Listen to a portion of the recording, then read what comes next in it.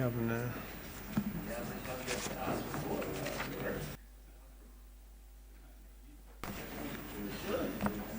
Morning, colleagues. Can we come to order, please? I am in possession of minutes of the meeting. I'm just trying to identify. I should say to you that we have online Dr. Holder, Senator Hunt, Senator Holder, and Senator Wiggins. So welcome, colleagues online. It is quite likely that Minister Ford may join us online as well. He's attending to a little bit of an emergency at his residence. I had seen a circulation of the minutes. If colleagues have had a chance to read the minutes, could I have a motion, please, that they be adopted?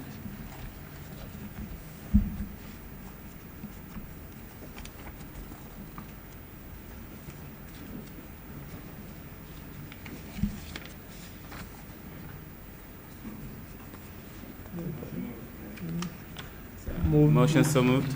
Moved by Minister Humphrey. Seconded, please. Seconded. Thank you, Senator Sands. Are there any amendments? Feeling which we proceed then to continue from where we left off. On the last occasion that we had met, I believe that we had gotten as far as Ms. Bell, Part 5. We were about to start Part 5, Rights and Obligations. Yes, Chair. Fine. The floor is yours, ma'am. Good morning, all. Just to start from where we left off, Part 5, dealing with the rights and obligations of vendors. Clause 17 deals specifically with the rights of vendors. The right to carry on business is captured here as long as the vendor carries on such business in accordance with the terms and conditions of the license granted under the proposed legislation, as well as being subject to the provisions of the current act and statutory instruments made thereunder, and any other relevant enactment pertaining to vendors without fear of harassment or unreasonable impediments. Another set of rights that are discussed within this clause, the right to the vendor to have 30 days of notice before imposition of an eviction notice, subject to 19.3 and 19.3. Clause 19.3 speaks to special circumstances where that obligation can be set aside, and those are in the interest of an emergency pursuant to Section 2 of the Emergency Management Act, where there's a danger to public safety, public order, or public health. Then that would be set aside, and only in those circumstances. Further, the vendor will be entitled to 30 days notice before the imposition of a relocation notice. They would have the right to be consulted in relation to an assignment to a new site or location.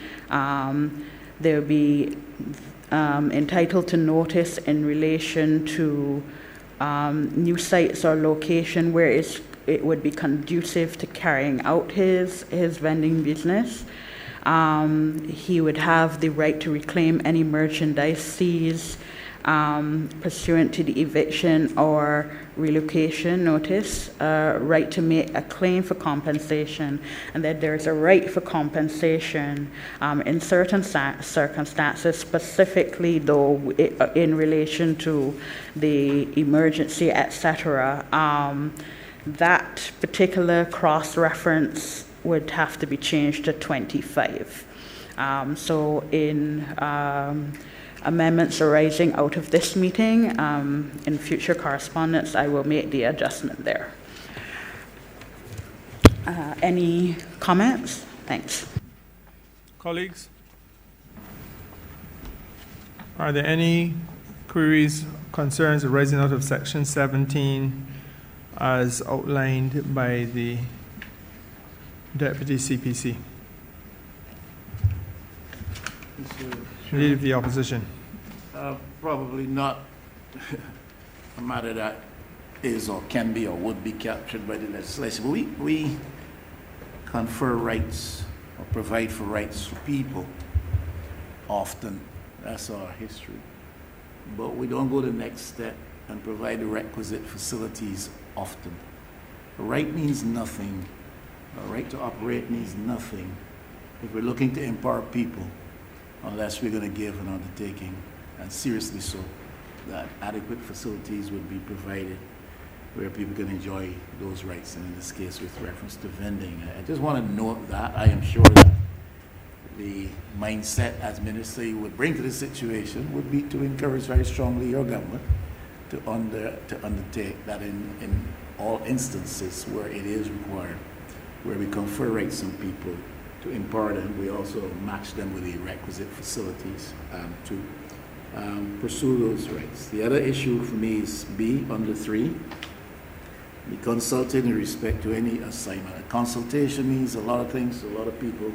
I have found in public sector circles, and maybe legal minds here can speak to what it means here specifically, because I know at various levels the term is used, but what it entails does not amount to any serious interface between parties. Leader of the opposition, your observation with respect to the latter matter is noted. I myself have reflected on that prior to us coming to this point. I take some degree of comfort at 17.3c, which is the next provision of the clause, whereby it is said that the vendor will be assigned a new site or location which is conducive to the carrying out of his vending business. I suspect that your concern about clause B is that the consultation might be a bare bones interface, but not a substantive one. Deputy CPC, in view of the appropriate concerns raised by the leader of the opposition, are there any views that you have on this matter as to how we can make it a more robust provision in the interest of protecting the vendors? Chair, not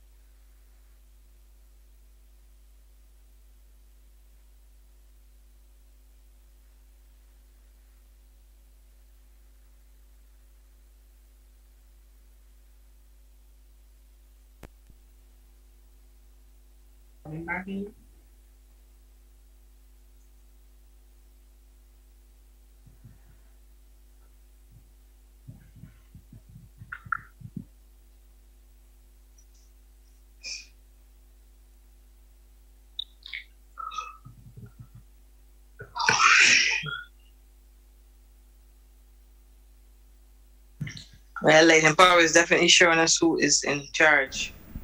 It seems that way. Mine is off as well. Pardon?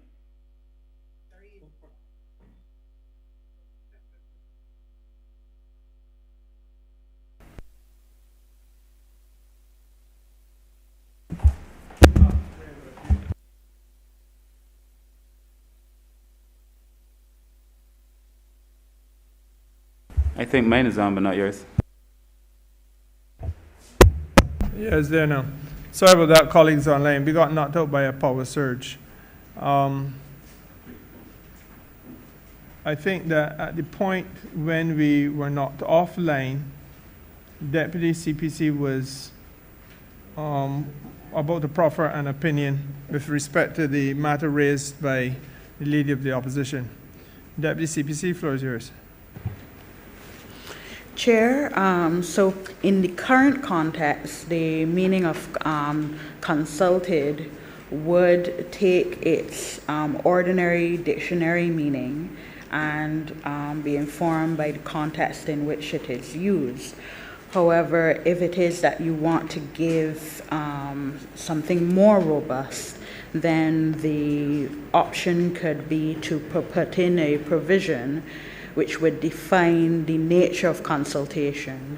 That would mention the fact that you would have to have a meeting with relevant functionaries responsible for granting the license, and then it would get into the method of consultation, whether in writing or by meeting or both. So those are the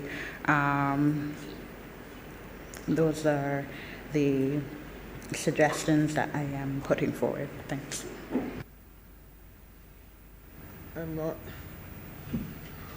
not sure if they satisfy the opposition.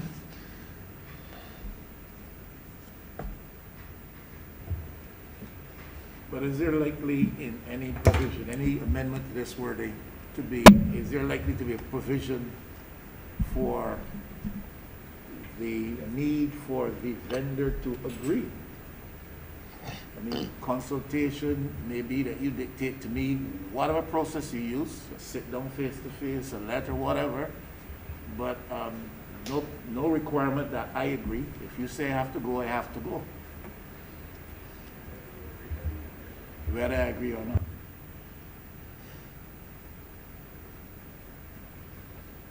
Well, sorry. I think, go ahead, Deputy CPC. Right, but the right to consultation does not necessarily mean the right to get what you want. It is basically to take into account any decision that is being made, make sure that you are given the opportunity to be heard, and then the relevant decision can be made. But that in terms of giving a firm agreement or to give you what you want, that would definitely be a water's edge.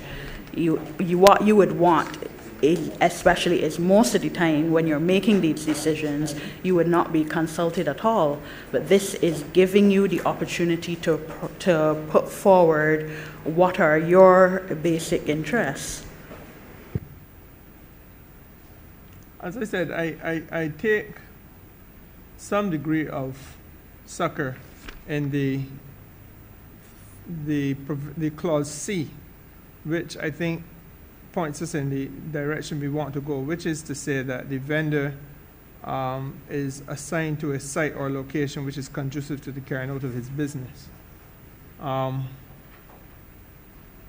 Chair, and just to remind all that you have mechanisms to be able to challenge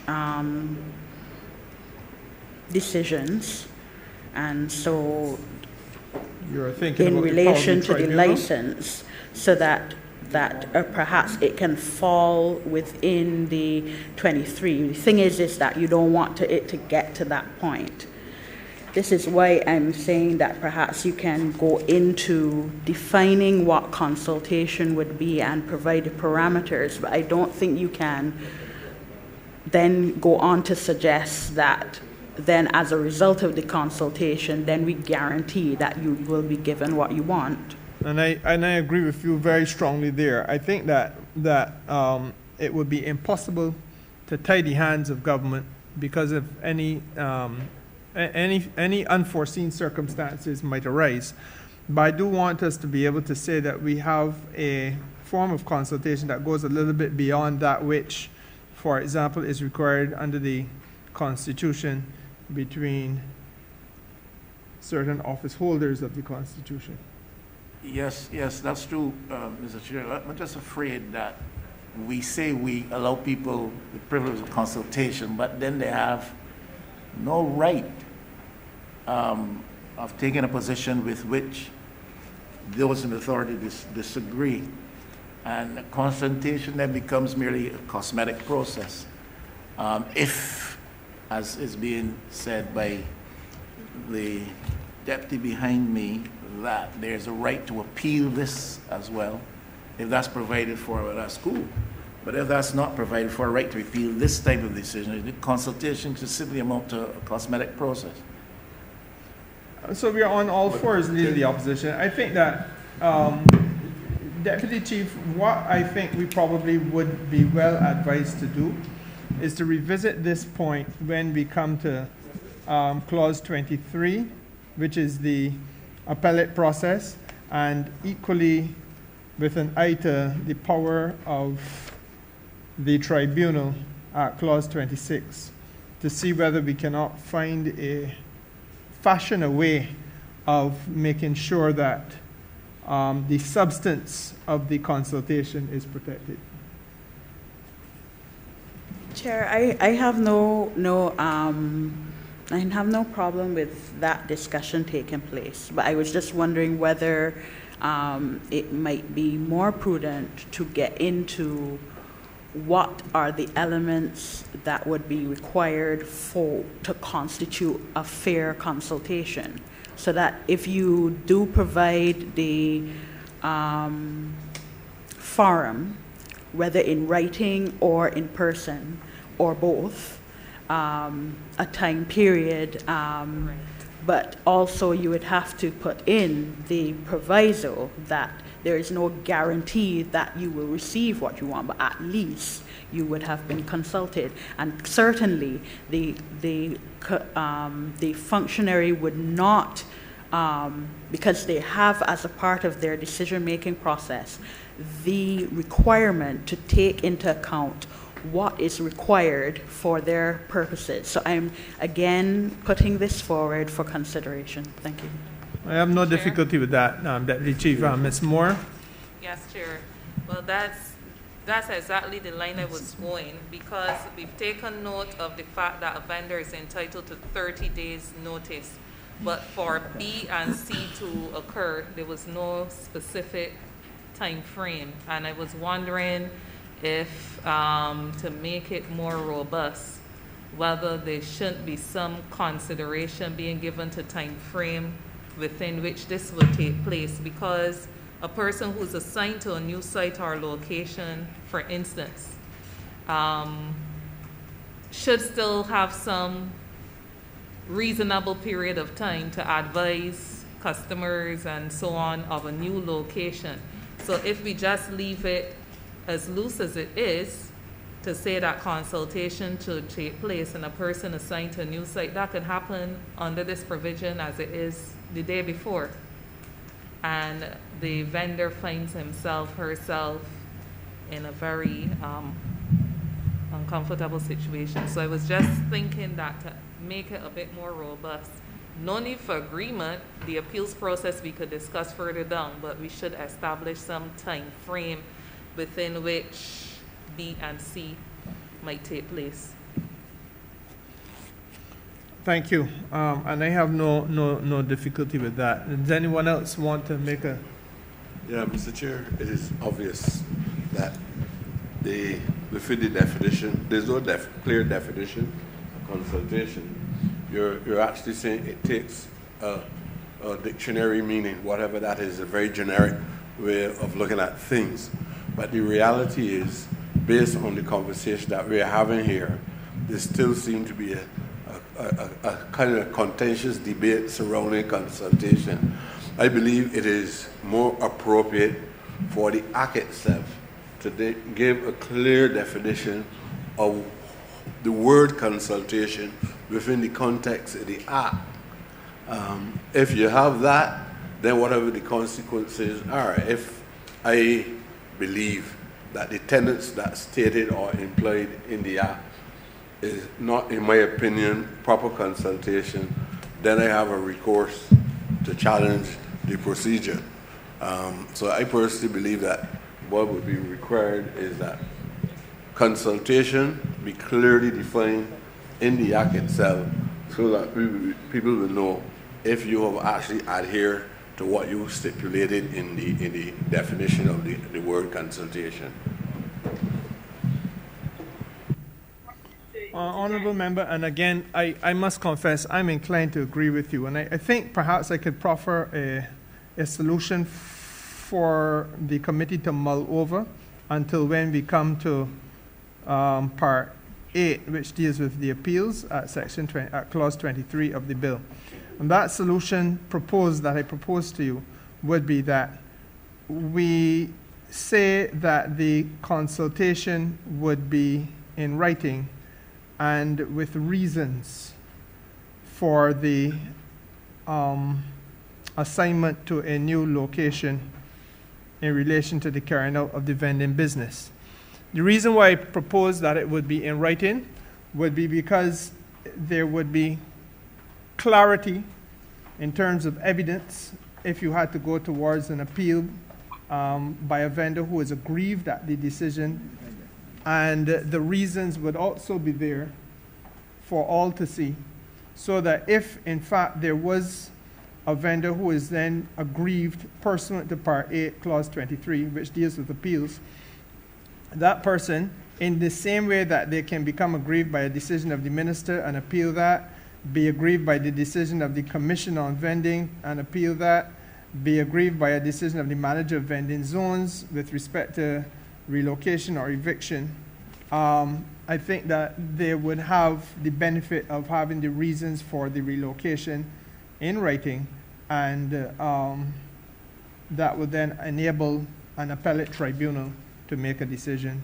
which will give teeth, as the Honorable Leader of the Opposition is, in my view, quite appropriately pointing us to in this matter. No, I just throw that out there for you all to mull over until when we come to that point. But if we do so, then Leader of the Opposition, I would ask that we could proceed from here and revert to that at another juncture. Are there any other, Minister Cummins? Thank you, Chair. I just have one question specifically on the role of the, I just have one question in relation to the role of the oversight bodies that tend to represent the vendors. And so in this instance, we agreed in our first meeting that we would invite the representatives for vendors through BarVen and any others. And I just wanted to see if, as in the case of entities like the social partnership, where you have the representative bodies as well as the individuals having an opportunity for consultations, if there's a role envisaged for such associations in this process.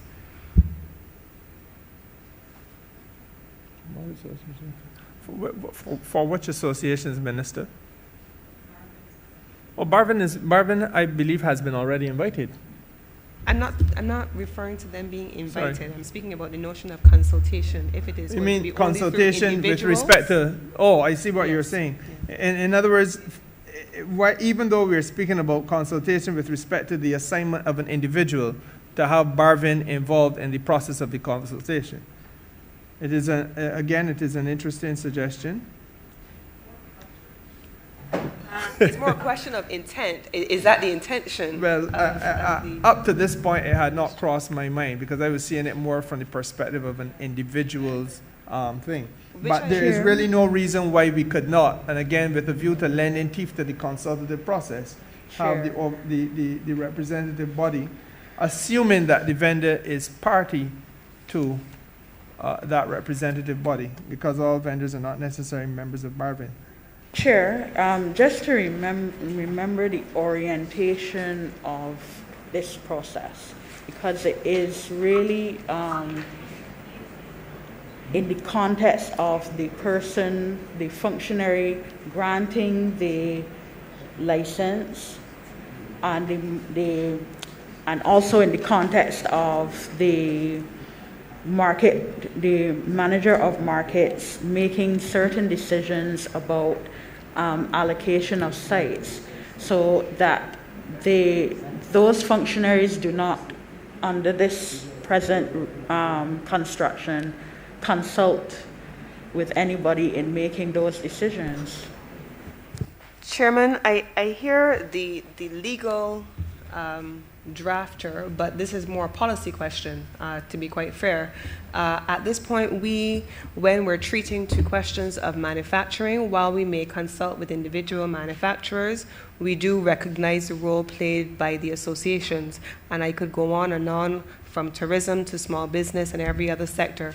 And equally so, when we're treating to the questions of relocations and movement, we also typically consult en masse with the representative associations as well as the individuals.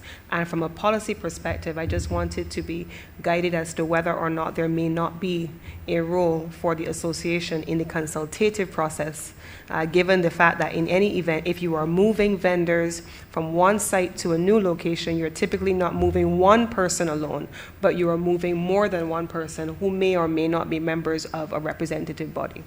And I agree. I don't have any problem with that. I don't see any merit in resisting a wider input. So from my perspective, I'm in full agreement, Minister. My only other observation would be that even though the legislation does not speak specifically to this question, the appellate process, I would imagine, would enable the vendor who is appearing to be represented, and ordinarily that person would be represented by an attorney and or a friend. Is that not correct? Yes, Chair. And therefore it would enable the vendor to have as his or her friend the representative of the overarching body, which would be Barvin, or any similar entity that represents vendors.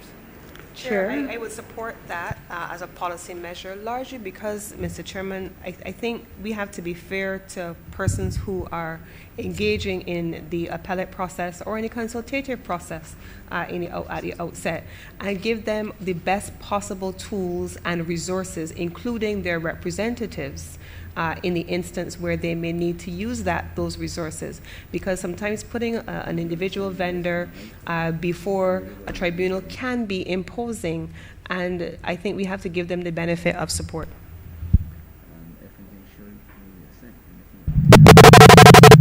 Mr. Chair.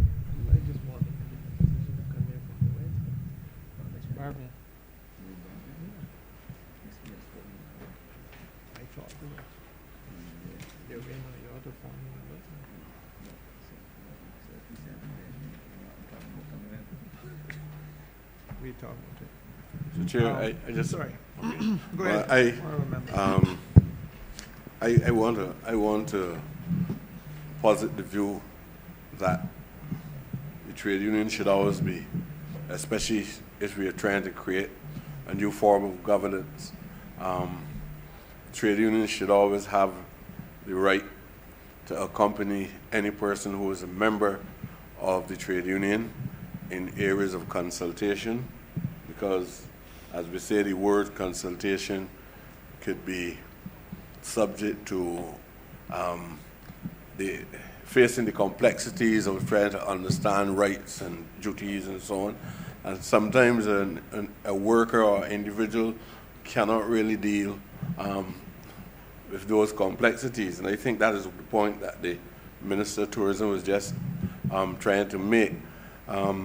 So yes, I believe that some workers' associations, which might not be registered trade union movements, if a worker belongs to a workers' association, or if there's an individual attorney at law or an individual that the body considers to be more, I don't want to say able-bodied, but at least clever enough to be able to deal with these issues. I know it is sometimes for an ordinary man on the street to sit in a room with all the mahogany and people appearing to be esoteric in the language and frightening individuals and so on. And people say yes ma'am, no ma'am. All that time the rights are within away from the individual. So I just like to see some provision in there so that that person who we are consulting with, which is that's where the problem really lies. What really is consultation? That they have an individual or institution to help support them when they have to be confronted with issues of this kind, called consultation. Fine. Senator Wiggins. Good morning and thank you, Mr. Chairman. We speak to the issue of the consultative process, whether or not vendors will have the right to bring a trade union, a lawyer, or a friend with them. But how does that sit in terms of we are looking at providing vending zones? If the government through this bill is looking at providing new vending zones for vendors, how does that conflict with the rights of those vendors in terms of, yes, we are going to have the consultative process with those vendors, but if we have determined that an area across the road from Waterford, the Bell Plantation, is going to be a vending zone, yet still you have some vendors who, let's say, want to sell corn along the ABC highway. Would you then have to still consult with those vendors who want to sell along the ABC highway, given that you now have created a vending zone, a large vending zone, let's say in the area of the Bell Plantation? Does that necessitate a consultative process in the way that I'm hearing described here? Or is it that once these vending zones are created, not that we are mandating, but I would think it is the cleanest process for all vendors essentially to move to that area? And as you know, I've spoken already about the vendors along the ABC highway, that if zones are created for them, that they should move. I don't think that they should be the back and forth in terms of arguing with them or their representatives whether or not they should move, unless, of course, they're operating from within their own curtilage, Mr. Chairman. Senator Wiggins, I hear you, but I must respectfully disagree. I take the view that in all matters, it is desirable for us to have that exchange of views. I think the vendor must benefit from a clear understanding of what government's policy perspective is or policy intention. And equally, it is an informative exercise for the vendor to understand that if he or she is being relocated for whatever reason and being put in a vending zone, that this zone is constructed with a view to empowering and facilitating them and their business development. At the same time, on the other side of the coin, I think government benefits from hearing views that it may not have given thought to. For example, what we are doing right now as a result of the Leader of the Opposition's intervention. It does not mean, however, and I think this is where you're going, and in this regard, I want to give you the assurance that it would not mean that because we have engaged in the discussion that government cannot act and govern, because that is ultimately what government must do. It must at some point govern, but I don't see that there is any difficulty for us engaging in the conversation, getting the benefit of a cross-section of views, and then when the time comes for us to govern, we are better informed and I think better advised to take whatever steps are necessary. So that's just my take on the question you asked. I would say yes, we would be, I think, best advised to have the consultation on every level whenever it is necessary to relocate vendors. Chair, just to speak generally in relation to the vending zones, just remember that Clause 13 provides that the minister shall consult with the National Vending Committee in terms of the designation of vending zones generally. The National Vending Committee, it has a number of members, including membership being represented by various... Including Barbin. Yes, including Barbin. So that it would include consultation with the vendors generally, should they decide to be a part of that process. So I just wanted to remind the committee of that provision. Thank you. Grateful to you, Deputy Chief. So, if then I could try to capture where we are, I would suggest, Deputy Chief, that what you want to do at Clause 17.3. Chair, just to make a recommendation, Go ahead. you would have to include I'm going to use the language specifically if it was an act, so you would have to create another subsection dealing with the definition of consultation, and then set out all the parameters that we discussed, including the requirement for there to be consultation in writing with the appropriate functionaries, that there would be an appropriate time frame, and that there would be reasons. Yes. Yes, thank you. Fine.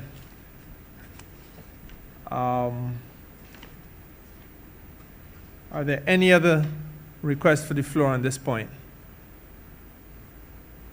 I see none. Therefore, Deputy Chief, the floor is yours. You were at 17.3. Chair, no, it's more now to move now to Clause 18, because we would have gone through. Oh, you've gone through all of them? We've gone through all of them. Okay, fine. No problem. Yes, Chair, so... And let me just make sure that all members are on the same page. And, does anyone have any other issues that they wish to raise under Part 5, Clause 17? There you go. Minister Cummings. Thank you, Chairman. At Clause 17.3D, I did have a note here on the question of reclaiming any merchandise which is seized pursuant to the eviction or the relocation notice. Mm-hmm. And I was noting here that prior to Clause 17, there is no mention of that in the legislation, and perhaps it does come later. The mechanism on how it's being done, it does come later, but having made reference to it here, perhaps it needs a further clarification, because you see that up front without context, and it does create some angst in the minds of someone who may be reading it. I sense, Minister, that you're not to be faulted, because the practice of the law really is to, as you say, put it up front. And even though a level of angst might be created, you are invited to continue to read the legislation, and that angst will be settled. Chair, It is it's a- basically to set out generally what the rights would be, and then the articulation will, in specifics, will come later. So I don't think that there should be any We're on the problem same because it page. sets out, it's unclear. You would have to use the arrangement of sections to inform how you go about understanding the legislation. So the normal tools of understanding legislation would apply. Thank you. We're on the same page, Deputy Chief. What the part is attempting to do is to outline, in brief, if you will, what the rights are, and then they would be elaborated on as you go further into the body of the legislation. Could you then proceed to Clause 18, please? Chair, Clause 18 speaks to general obligations of the vendor, so that they just to speak to the circumstances in which they would be required to produce their license, circumstances in which they would be removing their merchandise in the conducting of their business, the requirement to maintain the cleanliness of the zone, keeping amenities and other public property in good condition, the requirement not to conduct themselves in a certain manner, including not using abusive language or insulting gestures or intimidating or harassing people, consuming or being under the influence of alcohol or drugs, or serving or distributing alcohol without the appropriate license. There's also the requirement to make sure that if you're engaging in sale of food, that you're in compliance with the health services for food hygiene regulations. If then you contravene those obligations, you will be subject to an administrative penalty.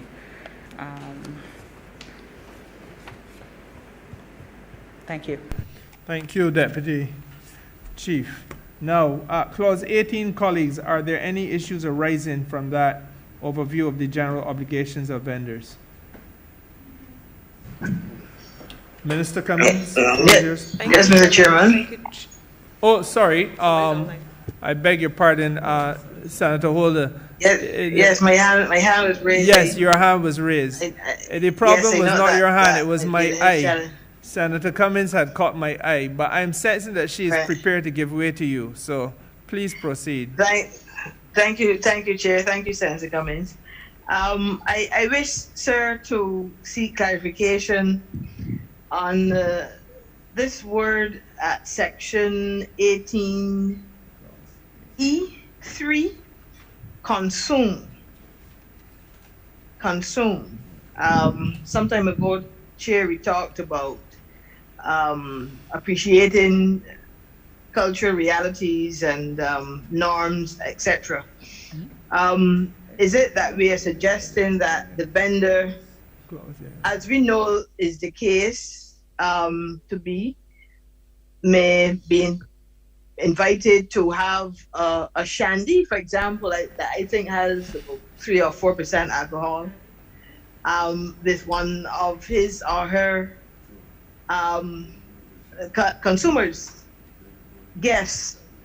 Are we saying that vendor ought to deny the particular offer, and while in that arrangement not be able to have one drink with the shoppers, with the consumers there?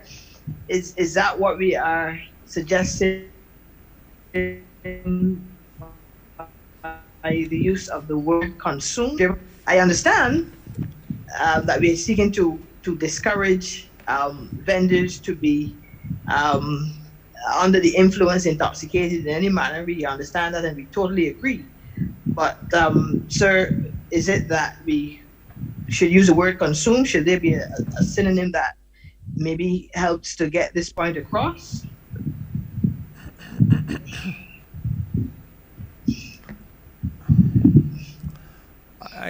Senator Holder, I am a bit perplexed, I confess. I think that you have both asked and answered the question. The only thing I could add is perhaps that, as in all things, there's going to be an element of discretion, but the intention is to avoid persons being under the influence of alcohol or drugs while engaged in the business of vending. I don't know that if I followed your analogy, that it would cause a market manager reasonably to intervene because he saw somebody sip a shandy. I mean, it is possible, but I don't know that that would be, again,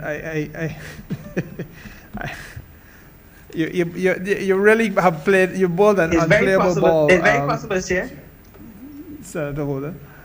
It's very possible, Chair. I mean, I'm not going to doubt the manager of markets, whoever he or she may be, and their capacity and competence and so on. But, you know, as much as we can, you know, give guidance through the legislation so that we avoid persons who may be prone to apply their own morality to situations. Perhaps, Senator, you will help us considerably if you were able to propose an alternative, because again, this is linked. This in the event that this obligation was breached, the consequence would be to invite the vendor to pay or compel him or her to pay an administrative penalty. Now, again, the vendor has a right to challenge any administrative penalty that he or she feels is unreasonable. In the circumstances that you've outlined, were I a vendor, I certainly would challenge an administrative penalty of that nature. And therefore, while the vendor would be subjected to some form of inconvenience, and I suspect the manager of market would be subjected to a level of public disapproval, I'm not sure that the legislation itself can, unless you have an alternative, I'm not sure the legislation can account for the gray area that you're creating by way of your example. What we want to do is to avoid consuming certain types of things while in the business. Same principle applies, quite frankly, to those of us who are driving motor cars. We're not supposed to be consuming drugs or alcohol while driving a motor car. I am not aware of any case where a police officer has been successful because a man drove a shandy, drank a shandy. But Chair, sorry, through you. I suspect in all things, you know, the law, like all things, have to stand the test of reasonableness. And I do not know that any market manager, as it stands now, we do not allow people to consume beer while they work. And the reason that you stop the consumption of alcohol in the market is that these things escalate very quickly. And I think in the test of reasonableness, I cannot begin to imagine a person intervening for a shandy, to be truthful. I haven't seen it. But you do not want a case where you allow the consumption of alcohol on the premises. And in the Bridgetown market, for example, and in Oistins and in all of our markets, vendors understand that. And so when they want to have a beverage, you know, they find themselves somewhere off the property. I think we do not want to encourage alcoholic consumption in the markets, in the vending zones, and so on. But I do not know that in this act, by the end of the day, that we're going to be able to reasonably put into the legislation or every single possible scenario. But you have to assume that the actor in this instance is a reasonable man. And so the law must, as we all know, stand that simple test of reasonableness.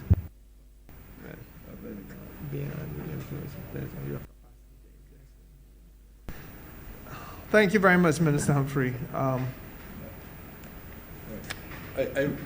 would just like to suggest that I can understand if somebody becomes intoxicated. I can understand if somebody uses abusive language, but little understanding of even case law, I have never seen a person charged for consuming alcohol. I have never seen it. I would like any lawyer to show me it. I would like a judge to show me it. I've never seen a man charged for consuming alcohol. You're charged for committing an offense. If you're not for drinking alcohol is not an offense. You'll be getting mixed up sometimes with class values, one, because many people drink alcohol on their jobs, but they can't drink alcohol and abuse persons or do anything that use obscene language in any way, reveal any forms of indecency, assault anybody. Those are the issues that the issue of tort will deal with, but there's nothing in tort, from my superficial understanding of the subject matter, that speaks to drinking alcohol. Ethics and morals and persuasion is something completely different. You can persuade a person, or you can tell a man you can't work here because you drink alcohol. You can't send him home for that. You can send him home if he gets drunk on the job, or if he does something wrong. So I believe that this is an oversight. It is an oversight, and I think that we should hear the persons who drafted trying to find out exactly what it is that they were trying to address. And I think that the influence of alcohol or drugs, although I believe is not strong enough, but at least that is more explicit than to talk about consuming alcohol. I don't know, probably we need to hear the views of the lawyers present. But this before you go, Deputy Chief, we come to you. And I'm also going to come to you before I go to the Deputy Chief, Ms. Moore.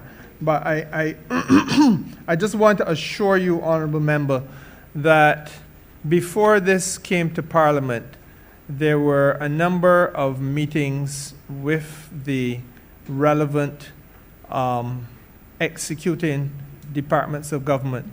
Remember, the Ministry of Commerce does not, the Department of Commerce does not execute any day-by-day governance over the activity of vending. That is dealt with either by the Ministry of the Blue Economy, it is dealt with by the Ministry of Agriculture, and equally by Ministry of the Environment. Now, in particular with respect to the fish markets and the other markets, it was made very clear by the respective supervisor manager and supervisor markets respectively that there have been instances, in fact, Minister Humphrey's terms just now were used by them, that things can escalate very quickly and have in the past escalated quickly, and therefore it is not desirable to have the drinking of alcohol or the consumption of alcohol or the use of drugs while intoxicating alcohol, intoxicating beverages, I want to be as clear as possible, or the consumption of drugs while in the process of vending. And while you speak about case law, Honourable Member, there are an abundance of cases under the criminal jurisdiction of the courts in Barbados, which begin with acts of violence being perpetrated in circumstances where, yes, but in circumstances where the parties, one or more, were intoxicated. And so what I think we are trying to do is to avoid that eventuality. And to be fair, though it is not desirable for, let me not say that.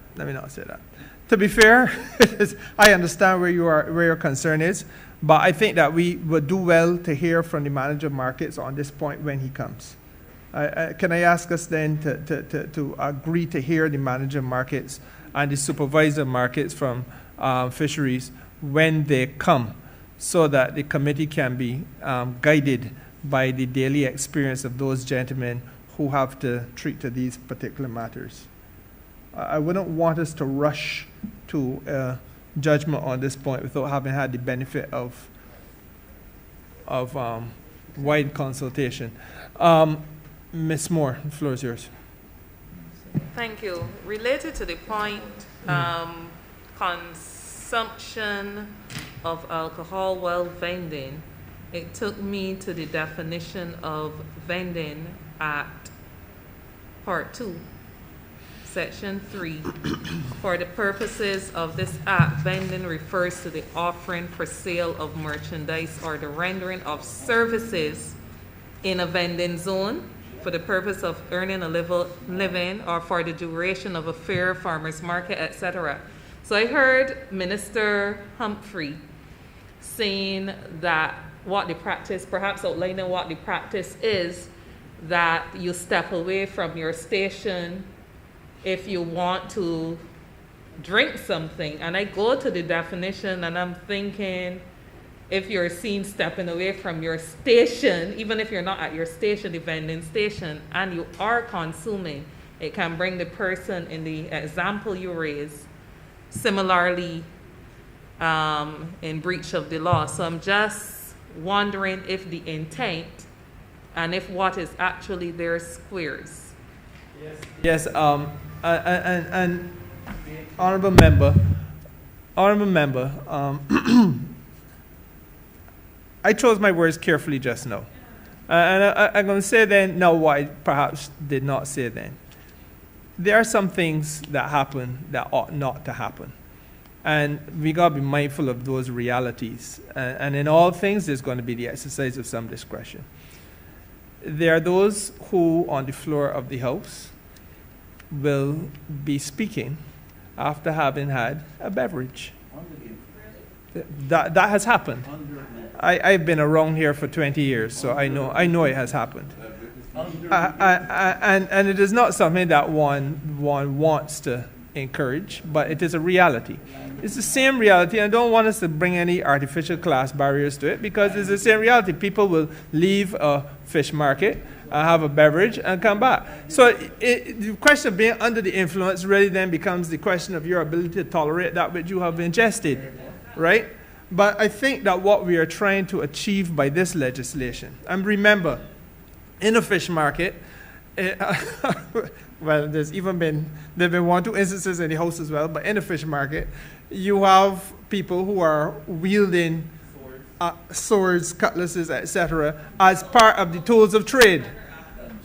We know that in Parliament, there have been instances where people have pulled weapons on each other. So the fact of the matter is that what we are touching on here is a reality of Barbadian life, whether it be the upper crust or at the root of the society. And what we have to deal with is to treat to that reality in a way that is sensitive to the culture, but at the same time making sure we bring order. It's for that reason that I raise it, because I agree with you 100%, and I wouldn't want that in the application of the definition that everything you so eloquently described is used against a person. Fine. Who may be at a break, who may be at lunch. Fine. And therefore, it may be best for us to take a little bit of guidance from the manager and supervisor of markets, respectively, who treat to these matters on a daily basis. Chair, just to make absolutely clear, there is no creation of a criminal offense in relation to that conduct. It is but it was put forward that the legislation was in fact creating it, and it was not. It is. Sorry, that escaped me. Right? It is not. It is that you would be, an administrative fine would be imposed. And then if it is that you have a problem with that, then you can appeal it. So I'm just pointing that out as a matter of clarification. Thank Point taken. Very grateful to you. Now, I have Senator Holder online who wishes to have the floor. Senator, the floor is yours. Thank you again, Mr. Chair. I listened to the intervention from Minister Humphrey. He referred to reasonableness, and sir, while I understand that point, I still am of the view this bit of legislation here is not unique to markets. This is not unique to that demographic that he is referencing. And therefore, whatever we can do at this level to make sure that we are as general as possible in the language, I think, sir, ought to be contemplated. And so when Comrade Prescott intervened to suggest, well, let's hear from the drafters vis-a-vis, the meaning here, I was looking forward to that because I don't think, Chair, that we can discount those occasional activities that would happen, the fairs and the entrepreneurial showcases and all these things that do occur. And I somehow feel that the word consume taken very literal may not be what we are intended here in the outcome and the spirit of the legislation, but we're really talking about, being under the influence, being intoxicated and the like. So could there be reconsideration, if you will, of a different concept, a different verb even, than the word consume? Because taken literally, sir, I don't think that is what is the spirit of the legislation. Ms. Bell? You have a view on this observation by Chair, Santwood? I don't think that this is, quite frankly, anything unusual in relation to how most professionals are required to operate. And so it is strange that you would raise something like this. However, I give way to the policy, and that if it is that consumption is a problem, then you can remove the word consumption and just deal with being under the influence of alcohol or drugs, and that can be done. So I'm just proffering that as an alternative. Thank you. What I'm going to ask the committee to do then is to let us know where we are at clause 18, clause 18E3, and this matter of consumption or being under the influence of alcohol or drugs to be raised specifically with the supervisor and manager of markets respectively when they come. I believe that, interestingly enough, the police were to be invited to participate or to appear before the committee. Perhaps it should be raised with them too before the committee makes any determination as to where we go on this matter of consumption. Minister Ford and then Minister Cummings. Yeah, thanks, Chair, and committee members. I just want to say that I think that you should just read consume. The consumption should not consume alcohol or drugs, because under the influence, in order for you to determine if somebody is under the influence, you will have to have either preference. You will have a person who's doing some type of test or something, because a person who may have maladaptive patterns of behavior may not be under the influence of drugs. They may just be going through an emotional moment. So it's just consume, should not consume alcohol or drugs, should be the right wording of the legislation, because we cannot determine by using what type of visual acuity we have that a person is under the influence of alcohol because of some maladaptive pattern or behavior that they exhibit. So to me, the legislation should just read should just speak to the consumption of alcohol or drugs, which is identified by a witness or something like that. If you see the person drinking also. Minister, I've heard you. I thank you for the intervention. I just caution you that while you're entitled to your view, the law very often is about precedent. The Road Traffic Act, I'm very sure, uses the language of driving under the influence. No. Again, there should have been, way back then, a way of testing it in the objective way that you have suggested. But that language has been around long before there were breathalyzer tests. So we can box ourselves into some difficult situations if we change the language too loosely. And I just want to caution on that. Minister Cummins. Thank you, Chairman. I've listened to the submissions that have been made by the colleagues, and I'm sure that in each instance there is merit in the position being put forward. But I just want to caution, Chair, that while I understand the questions being raised about the intent of the legislation and the way in which it can be legitimately administered objectively, I just want to caution that we not go too far down this rabbit hole. Mr. Chairman, we live in a country, and I'm going away from the vending bill for a moment in order to come back to it. We live in a country, Mr. Chairman, where on every single day in the middle of a pandemic, we have our public health officials, our enforcement officials begging people to comply with regulations, seemingly to no avail, urging people to follow what is being asked of them, in this instance, to keep them safe and to keep everyone else safe.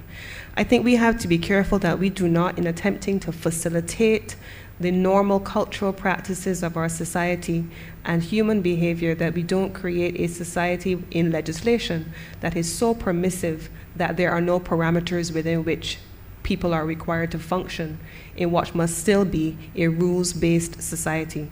And so the question of consumption of alcoholic beverages on the job is not something that is unique to vending, but as was said by colleagues here, you don't typically have in legislation the permission being granted by way of its exclusion from your regulations, either administrative or legislative, the ability to consume alcoholic or otherwise intoxicating or behavioral altering products while on the job. If I leave my job and I go off to lunch or to dinner and I have a drink, as you have said has happened elsewhere, then that is one matter, Mr. Chairman. But I'm not certain that the legislative parameters within which we are framing a society to protect all would allow for us to remove consume from this legislation. Thank you, Minister. I'm inclined to agree, and I would only add this much, colleagues, that I want us to think this thing through holistically. Before us also is a recommendation that we reduce the age at which one can vend illegally to 16. At the same time, we cannot have it being done in an environment, if it is a 16-year-old participating in vending, in an environment where, because we've just changed legislation to make vending legal, drinking of alcohol possible only at 18, so that legally possible at 18, so that there is a need for us to make sure that we bring the most holistic type of consideration to this matter. Minister, the floor is yours again. Chair, I forgot to just make the point here that this section, along with clause 17 and 18, the two really have to be read together. And in furtherance of my earlier point, I think we stress a lot of our conversation on rights. But we have to balance that in all instances between rights and responsibilities, rights and obligations. And I think that the two clauses, rights at clause 17 and obligations at clause 18, really have to complement each other so people understand very clearly that yes, you are being given rights and you are entitled to those rights, but you are also obligated to have certain responsibilities which you must live up to. And that has to be the society that we help to frame in this country, Mr. President. Not president, not president. I'm sorry. I'm so used to a different person sitting in that chair, Mr. Chairman. I just say this. Thank you very much, colleagues, for the interventions. Before we go to part 6, just for the benefit of the officers who have to take a record, we are using our language very loosely, and it can cause some challenges. It is preferable, because we are discussing a bill, for us to be speaking to clauses in the bill as opposed to sections. Sections are more appropriate for an act. And so therefore, I think we all understand what it is we're trying to say, but it needs to be properly said. And if it is not properly said in this place, we can't expect for language to be used well elsewhere. We have to set that standard for ourselves. Now, Deputy Chief, sorry. I just want to make the point. I beg your pardon, sorry. Okay, sorry. Leader of the opposition did indicate that he wanted to have the floor. Quite some time ago, Mr. Chairman, thank you. Don't do that to me, and man. it has to do with the matter of administrative penalty for use of abusive language. That was more my concern than the consumption of alcohol, because consumption of alcohol, the degree to which you do that could affect your ability and bring the kind of dispositions that can cause all kinds of issues for others. But use of abusive language, I don't know that in average terms a Bajan can speak with either color or clarity without recourse to abusive language. This, we've heard it here. We've heard it here off the floor. Some of the most colorful language I've heard, Mr. Speaker, has been in the precincts of this Parliament. Some outside of the chamber and some in the chamber. I think you have been exposed to that as well. Quite concerned about us trying to address the matter of use of abusive language here. I've heard this used all, and this is not a class matter. I've heard this used all across classes in Barbados, all professions, trades. So it's not a market thing. I have heard this used among those in the clerical or ecclesiastical circles. Where I dispose myself that way, Mr. Speaker, I would have used some because you had me here waiting so very long to get your notice and attention. I believe that the rules of the House still apply. The rules, Honorable, but they have been Leader. breached. They've been breached very often. If you had been so inclined, you would therefore have to be censored. I am properly. not so inclined by nature, not so inclined in this instance. But were I so inclined, I would have had just cause. I'm saying here that to me this is more likely to be observed as a breach. Well, administrative penalty for using colorful language.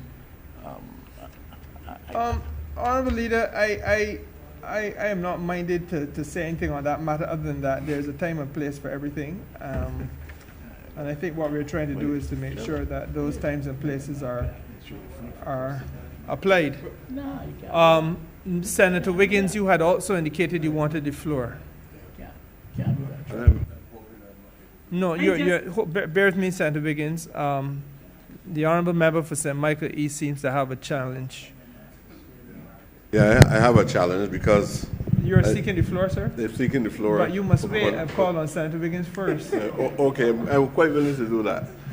Following traditional practices of ladies first. There you go. Thank you. Thank you. Please proceed, ma'am. Thank you, sir.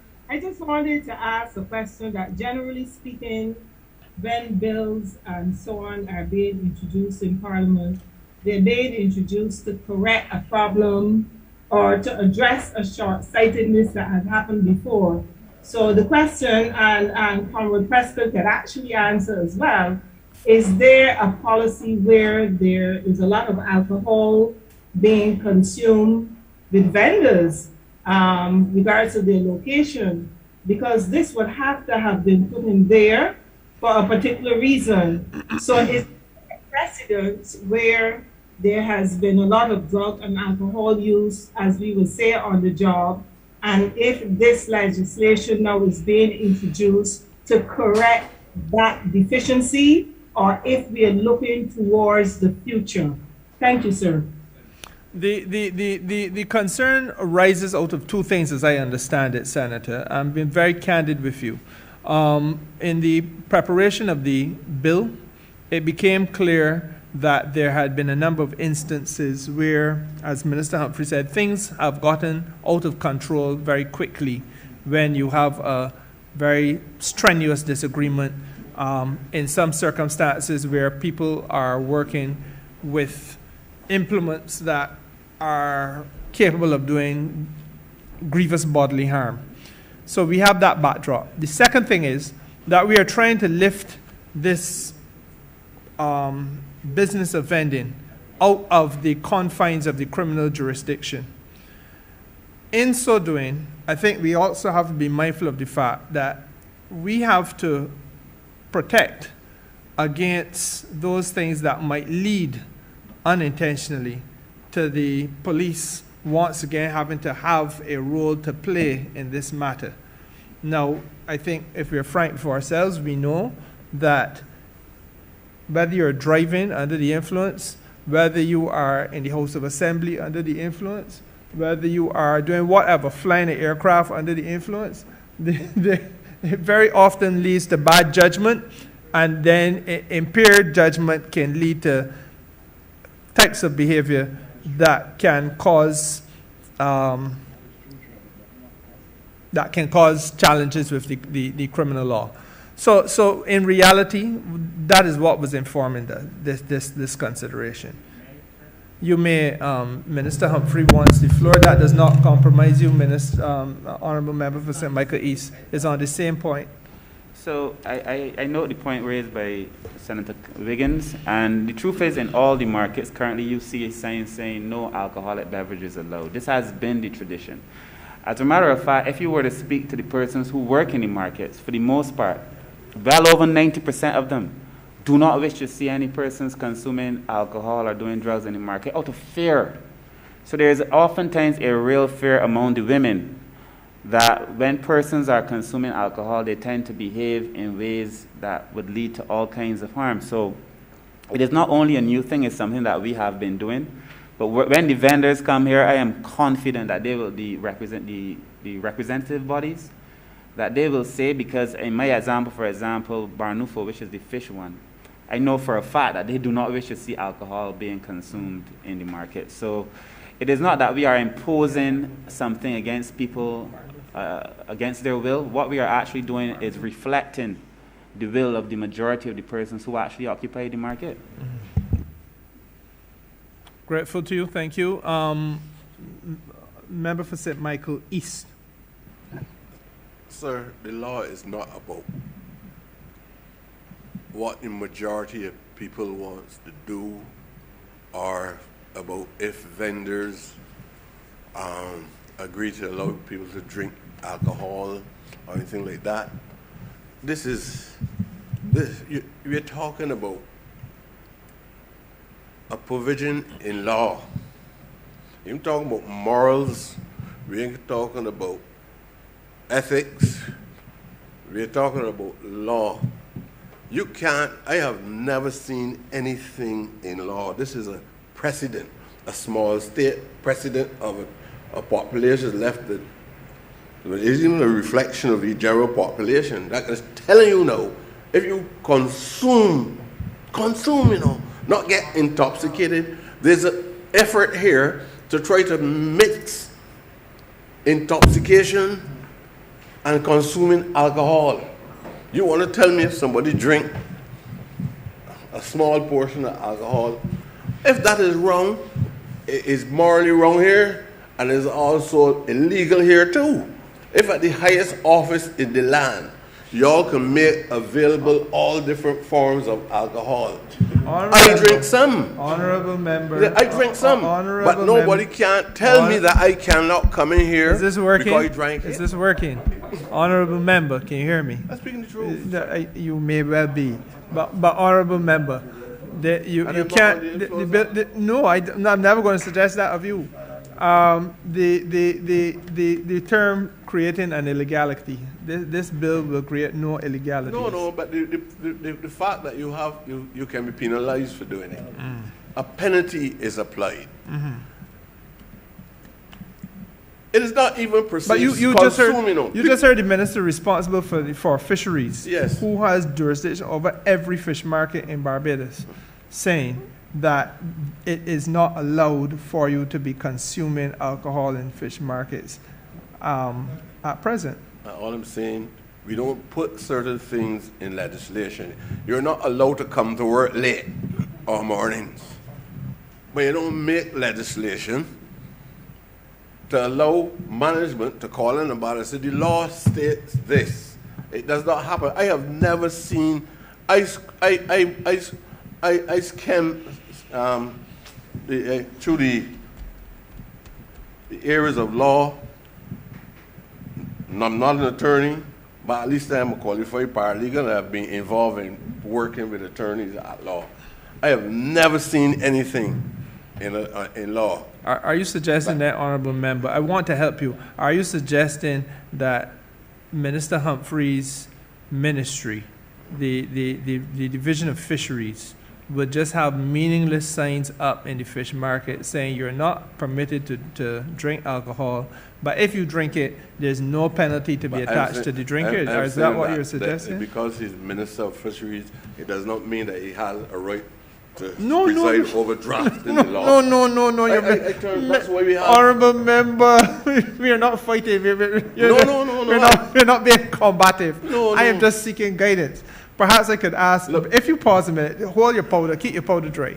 Minister Humphrey, is there a penalty attached if I drink in the fish market as a vendor right now? Sir, so what we do, because most people comply anyways, but people have to apply normally for a license at the end of the year. And Right. these things are taken into consideration. Have you been compliant? Have you been causing problems? And so on and so forth. And these things add to the determination, of course. So in We are real making- sense, Sir, go sir, ahead. We are making law. People can put up whatever signs they want to.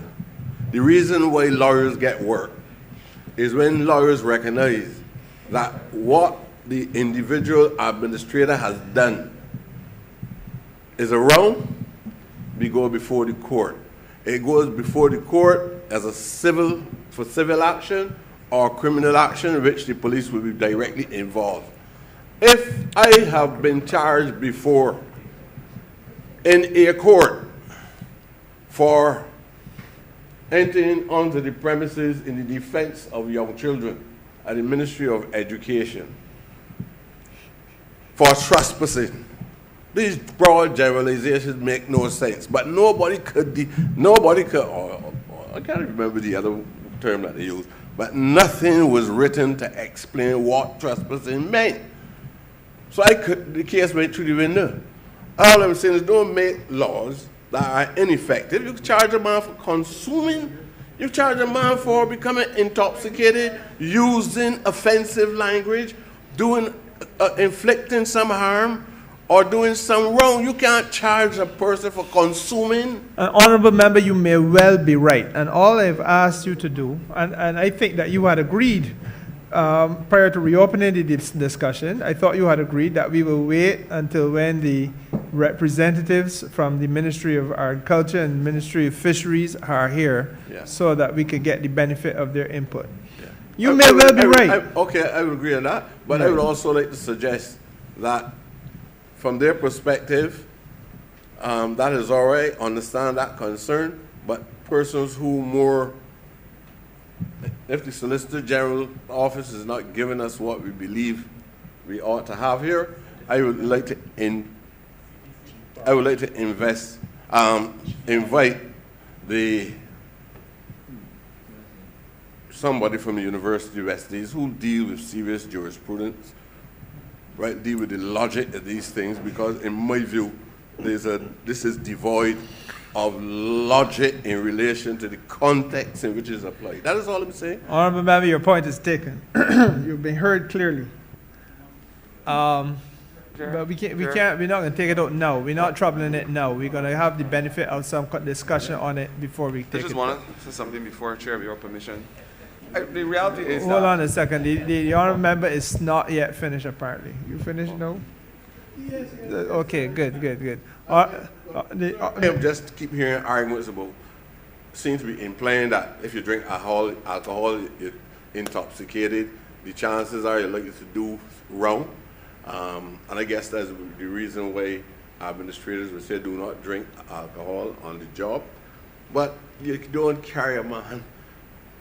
You don't have any strength to just say he drank alcohol. You just can carry a man to say you drank alcohol on the job. Well, you never see that yet.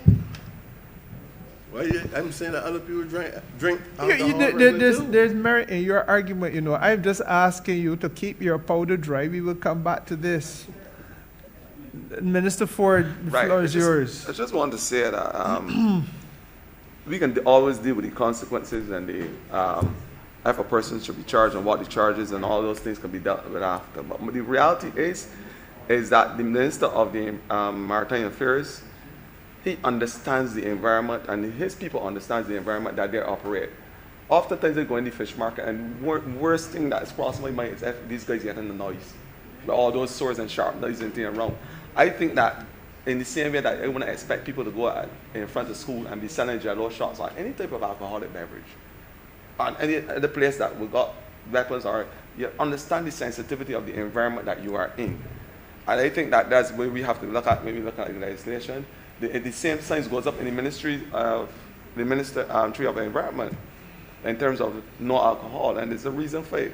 You have to understand the situation, the circumstances, and the environment that you're in when you're making these decisions. And that's all I want to say. Thank you, Minister. Minister Humphrey?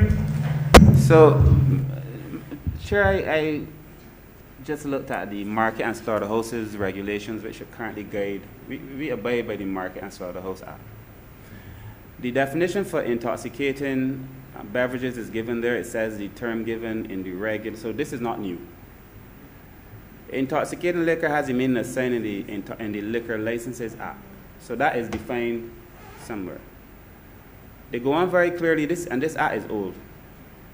And they go on to state that no person shall consume, this is in the original act, intoxicating liquor while in the market. So I don't know that this is new, or that we now have to go and find a university lecturer to tell us what intoxicating liquor. I mean, seriously.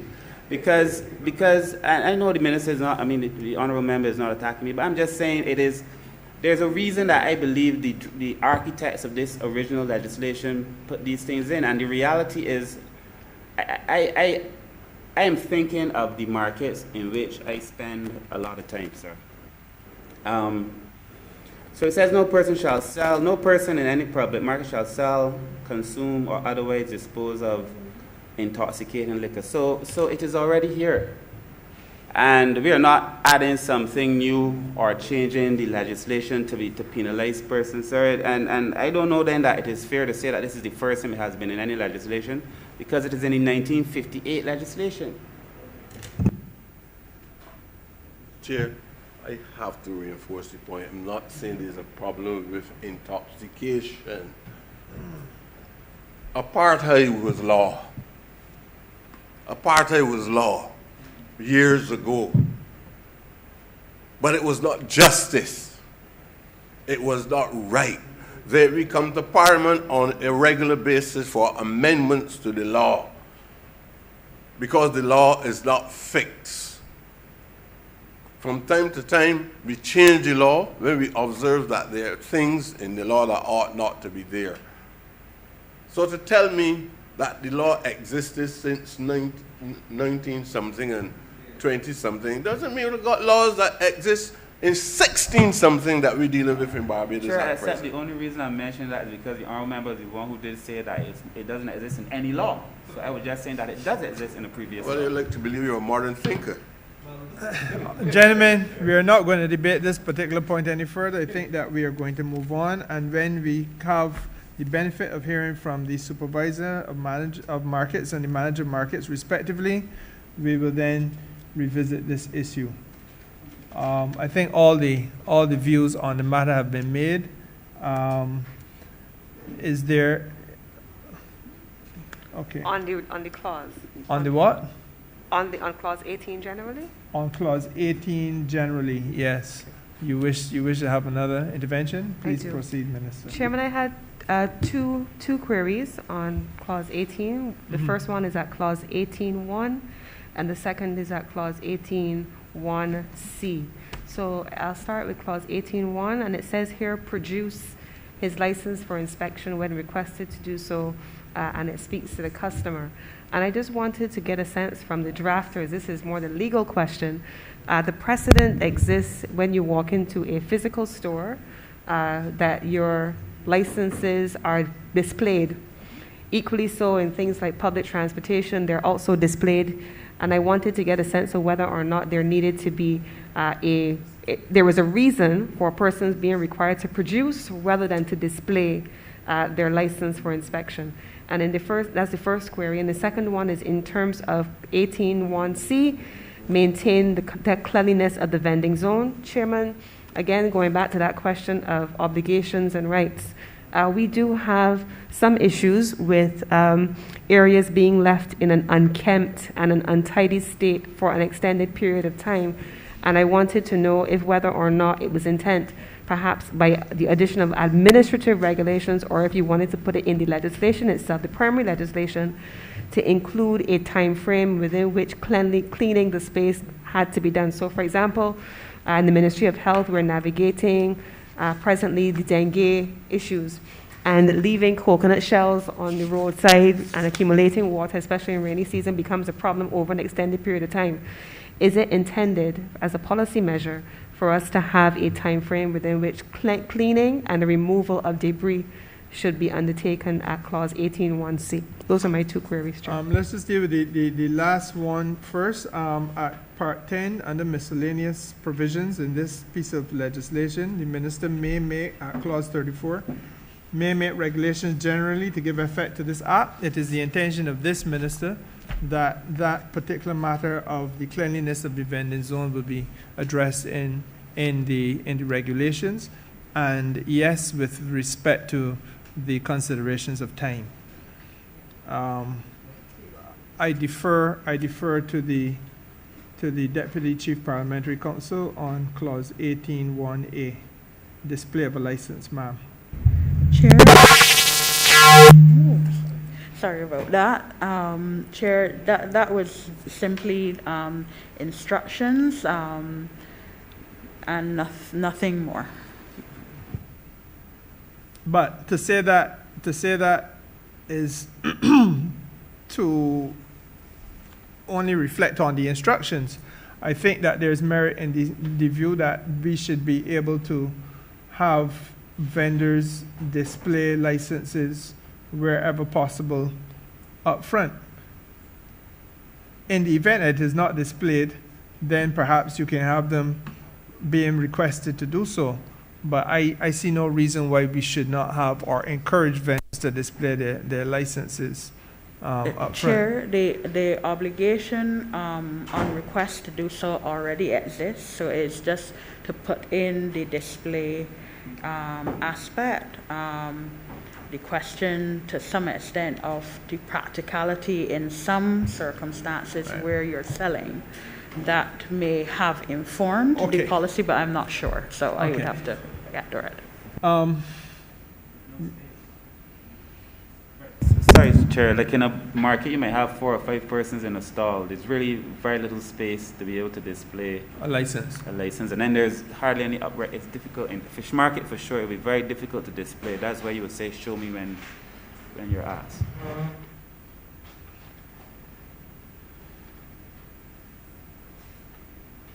All right, fair enough. That seemed to be a reasonable answer to me. Minister, that satisfies you? It does in principle, Chair. I have no objection. I think the practicality is a real concern. That's not to say that we could not, in the same way, establish single standing signs or something that would allow for persons to have their things displayed, not on concrete columns necessarily, but it could be something as simple as a stand so people can be displayed. I think if we're professionalizing the sector, that I would want us to go all the way and to give it the professionalism that it deserves. Sorry, Chair, the point is taken. Okay. Then we can proceed, please, Deputy Chief, to Part 6, Relocation and Eviction of Vendors.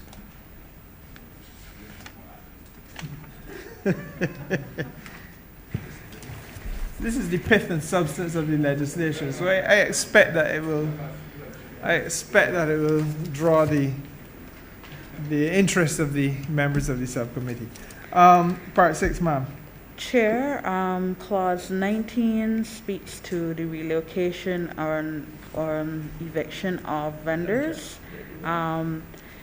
It's a clause 19(1) speaks to the reiteration that there shall be no relocation or eviction of vendors without there being 30 days notice given by the manager of vending zones. The manager of vending zones has to do this by notice. The nature of the notice then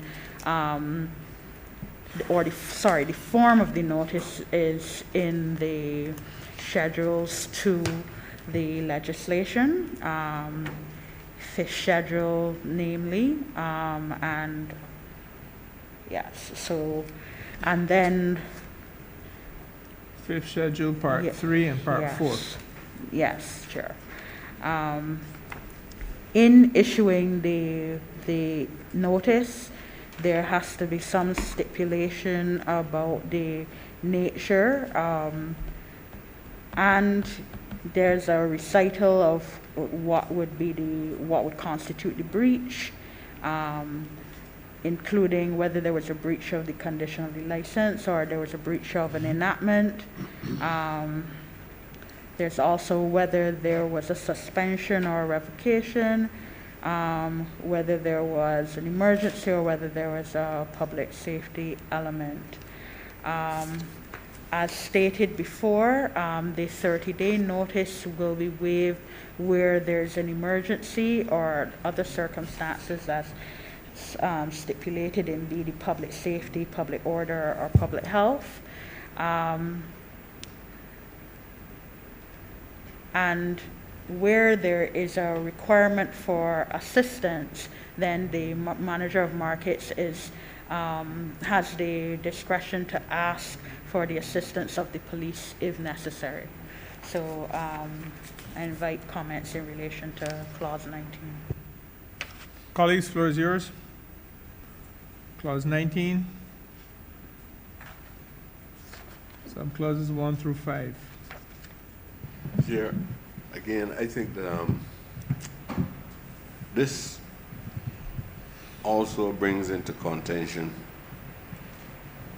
the causalities that would allow a manager to be able to exercise certain rights in terms of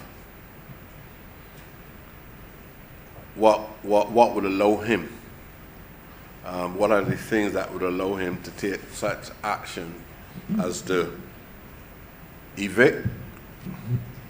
Because when I hear evict, it says something. I can understand if he's not honoring his payments, his contractual relationships, or anything like that. He can be evicted. A man can also abuse the right to move a man from one location to another. In other words, I've heard about instances sometimes where people working in the civil service, for example, this might be an extreme point, but sometimes senior officers are not pleased with the person, and you try to you abandon them, set them in exile down in St. Lucie as close to the cement plant as possible. So you move them from Bridgetown, send them to the cement plant, knowing that they live in St. Philip, all of that. So we have to think through these things when we do them, because you have people that are very subjective in their approaches, and they sometimes could do things that they believe give them some inner satisfaction. And I don't want to describe that behavior, but I think we have to look at it, especially when we're talking about evicting persons, and the word relocation almost could be synonymous with evicting if somebody is very sinister in the approach to resolving administrative problems. So, Chair? is there anything that you have here which I have not seen or probably saw but do not understand, that you can point to give me some idea of what are the responsibilities of a manager in relation to what will give him the authority to relocate or to evict an individual, or is that unnecessary in terms of legislation? Chair, just to point to Clause 19.2, which speaks to the grounds where the vendor is in serious breach of a condition of his license or in breach of the Act itself, any regulations made thereunder, or any other relevant enactment, where there was a suspension or revocation of the license, where there's an emergency, and when there is a danger to public health, public order, or public safety. In addition, if it is that the vendor is aggrieved by a decision of the market of manager of vending zones, then he may appeal that decision under Clause 23. And so the required mechanism for protection is in place. The manager must operate within the scheme of the legislation, but the legislation also provides for redress if the decision aggrieves the vendor. Thank you. Thank you, Deputy Chief. Are there any other requests for the floor on this? I just want to go a little further. Then the tenants that influence the manner in which management carries out its responsibility must be unequivocally clear. And that's why we're saying that loose generalizations would not work. We don't want to make the work of the judiciary hard. We try to at least draft the law in a very detailed way so that we don't have to wait until a judge or even a magistrate preside over matters of this kind, and then he has to spend a couple of days before he can really understand what the legislation intended. So it is an imperative that everything here must come on it detailed analysis so that we can make sure we do not pass on all kind of ambiguities to the judiciary, waiting for them then to tell us what the interpretation of the law. And as I said before, we have had those experiences here, even in this government at present. We have had those experiences here where small matters, when they appear to be small matters, but then we discover that a major decision had to be made at the level of the judiciary. So I'm just urging, I'm not pointing out any specific aspect of it, the importance of ensuring that we get this right before it gets itself past the access of the Governor General.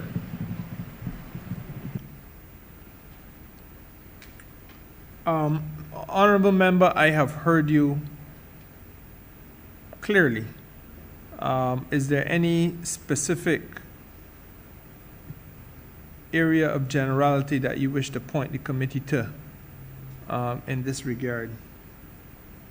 Or are you just issuing a warning to us? Not a warning, I'm just trying to give primary guidance, if I'm so qualified to do. And I'm saying that what we are talking about here is not disconnected. Some of the things that we were talking about earlier in section 5. So agreed. I'm just I've taken it on board. I was just wondering whether there was a specific instance that you wanted to draw attention to. But noted. I see online Senator Hunt seeking the floor. The floor is yours. Thank you, Chair. I see that there's reference to the penalties that a vendor who is considered to be in serious breach of conditions of his license that he can face. I do not remember seeing, so this is therefore more so a request to be pointed in the right direction.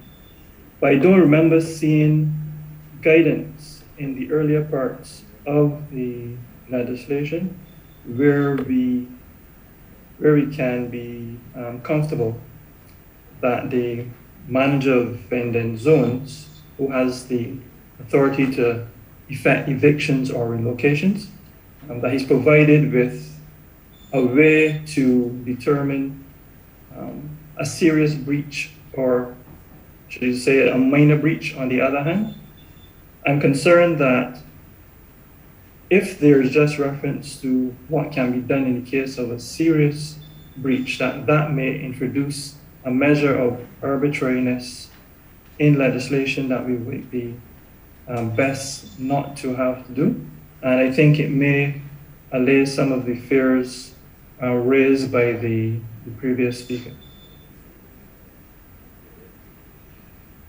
Thank you, Senator. Deputy Chief, I'm inclined to hear you on this. I would have thought that, as with most things of this nature, when once a person feels aggrieved and has been provided with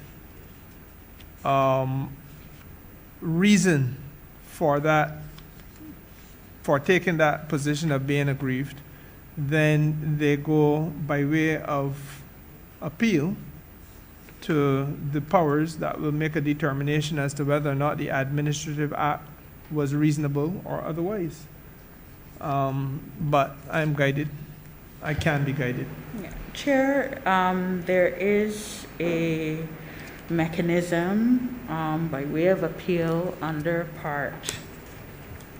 Part 8, starting with Clause 23, about any decision made by a functionary in relation to decisions that are made, so that an appeal can be made. And if it is that they are aggrieved by a decision of the tribunal, you can further appeal it in the High Court.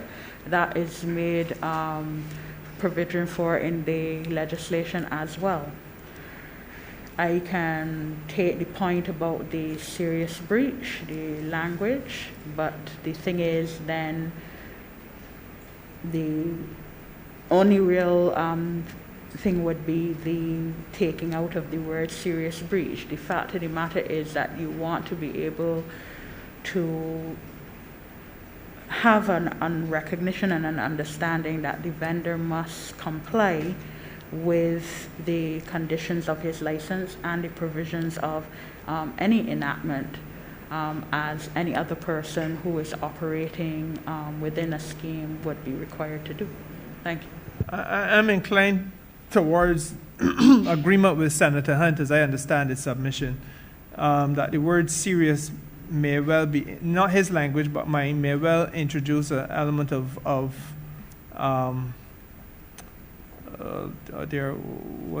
is the term I'm looking for? Subjective and discretionary, arbitrary and discretionary thinking here. Either you're in breach or you're not in breach. There's a penalty for being in breach.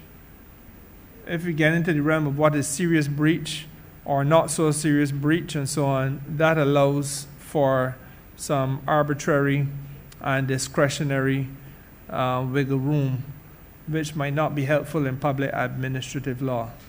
So I am thinking that, therefore, what we probably should be doing is taking out the term serious here, because the seriousness of one issue may not be serious for my successor, in which case we will have it varying with the size of the manager of vending zone's shoe.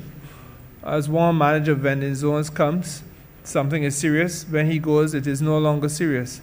It may best be that if you are in breach, then you are in breach of a condition of your license, provisions of the Act, regulations made thereunder, vending without a license, emergency within the meaning of Section 2 of the Emergency Management Act, or being circumstances where there's a danger to public safety. And with those areas clearly and certainly defined, then we are better positioned. Yes, Chair. So the word serious will be removed. Thank you. Okay. So the thinking then, Senator Hunt, thank you, would be that we would remove serious from the language of the legislation. And it would simply be that a vendor is in breach of a condition of his license. Thereafter, all the normal considerations of public administrative law would apply, and your appeal process outlined already in the Act would follow. Good? Yes, sir, that is satisfactory. Okay, fine. Any other concerns or issues being raised under Clause 19? There being none, we move to Clause 20, seizing and reclaiming of goods. Chair, moving on to Clause 20. Clause 20 seeks to set out the procedure for seizing and reclaiming of goods, so that when there's a failure to vacate pursuant to Clause 18, the manager of vending zones may seize the merchandise of the vendor. And where there is a seizure or proposal to seize, then there must be an issue of a seizure notice, the form of which is set out in the fifth schedule. The particulars set out in the notice would be the time the merchandise was seized, the location, the list of the merchandise seized, and the description of the items seized, including quantity, weight, size, condition, and other descriptor that the manager of vending zone determines as relevant, and also then the procedure for reclaiming the merchandise. There was also an obligation to seek the assistance of a member of the police force where necessary. The vendor also shall seek to reclaim the merchandise seized within 24 hours of the receipt, and will comply with the procedure for reclaiming the merchandise as set out in the notice. Where the merchandise is subject to the seizure notice is non-perishable, then the manager of market zone shall release the merchandise to the vendor within 2 working days, and where it is perishable, they shall release the merchandise immediately to the vendor on receipt of claim from the vendor. The vendor shall be compensated for loss in certain circumstances under C and D of Section 19.2. But the compensation shall not exceed the value of the merchandise seized, and that had to do with the extraordinary measures there, which were the emergency. And where there is no claim for the merchandise seized, then the manager of markets will have the discretion to sell the merchandise. And if the sale cannot be conducted, then dispose of it in the appropriate manner, and the proceeds of sale will be paid into the consolidated fund. So comments in relation to Clause 20. Thank you. Colleagues, floor is open. I see Senator Minister Cummins. Thank you, Chair. I did have a query and a comment, but the comment would come perhaps in response to based on the response to the query. So at Section 21, if the vendor fails to vacate the vending zone, this is within the 30 days notice which would have been given under Clause 18, and the specifics contained therein.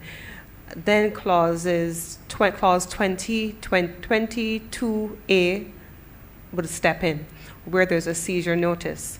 Is it the contemplation of the legislation? Clause 20, subclause 2. 20, subclause 2A, yes. Right. Is it the contemplation of the legislation that if the 30 days have elapsed and the vendor then is being issued with a seizure notice, that the seizure notice is being given after the seizure of the goods? Or is it that the seizure notice is the final notification that you must now within a scale of time frame? So you had 30 days before. And let me just try to simplify this because I think I'm confusing even myself. But if I have a notice that I must move, and I have 30 days within which to do so, I don't do so, and then I'm being given a seizure notice, is it that I have until the end of that, let's say a 24-hour period before the seizure is going to be effected? Or is it that my goods are going to be seized immediately and then I'm issued with a seizure notice and I have the opportunity to reclaim? So Chair, it is supposed to be that if you don't comply with the period, then the manager of vending zones will issue the seizure notice. So that's how it's supposed to work. The other thing is that it is contemplated that there would be regulations to flesh it out more, but on its face, it would be that upon the elapse of the period, then you would issue the notice. Chairman, that was my reading of the legislation as well. And I just wanted to, in the spirit of the discussions around the legislation itself, perhaps the prerogative of mercy is something that I think we have fought for in other pieces of legislation. And I'm just making the point here, Mr. Chairman, that perhaps if the 30 days have gone and on the morning of the 31st day, the person has not yet moved, the seizure notice could contemplate telling that person, if by the end of the business day today, 24 hours, you are now on the day of the 29th day, 29th or the 30th day, you are about to be in breach.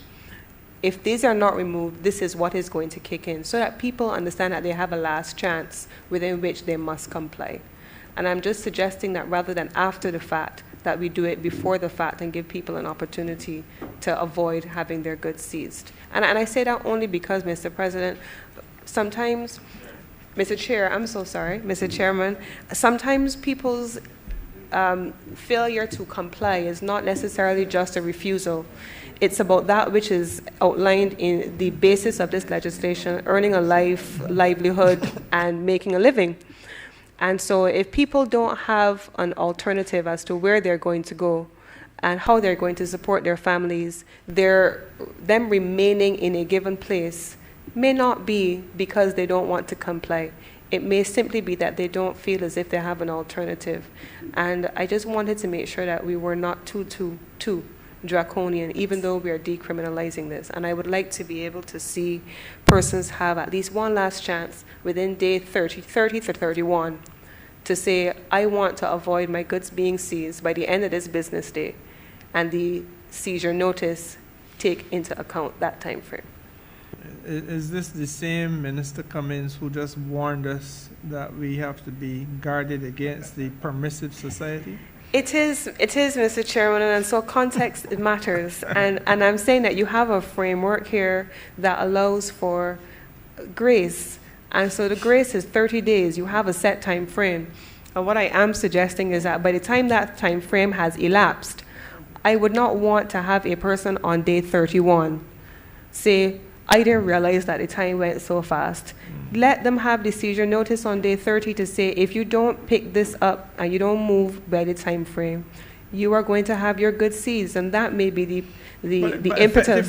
Effectively, Minister, you'll be giving them you'll be giving them not an extra day, but you'll be giving them a day's notice that this is what is about to happen. The seizure is about to take place. Yes, that's all I'm making. I'm not turning back the clock for the 30 days. I'm just saying that you have now issued the relocation notice already.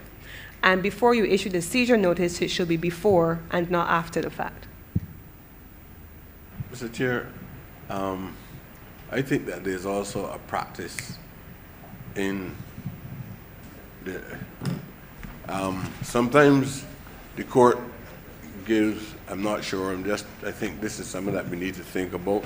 The court gives notice to remove a house within a specific amount of days. So you should remove the house within the days stipulated. But then I understand that the onus is also upon those who are supposed to execute to remove it within a given time, and if they don't, then they have to go back through the process over again.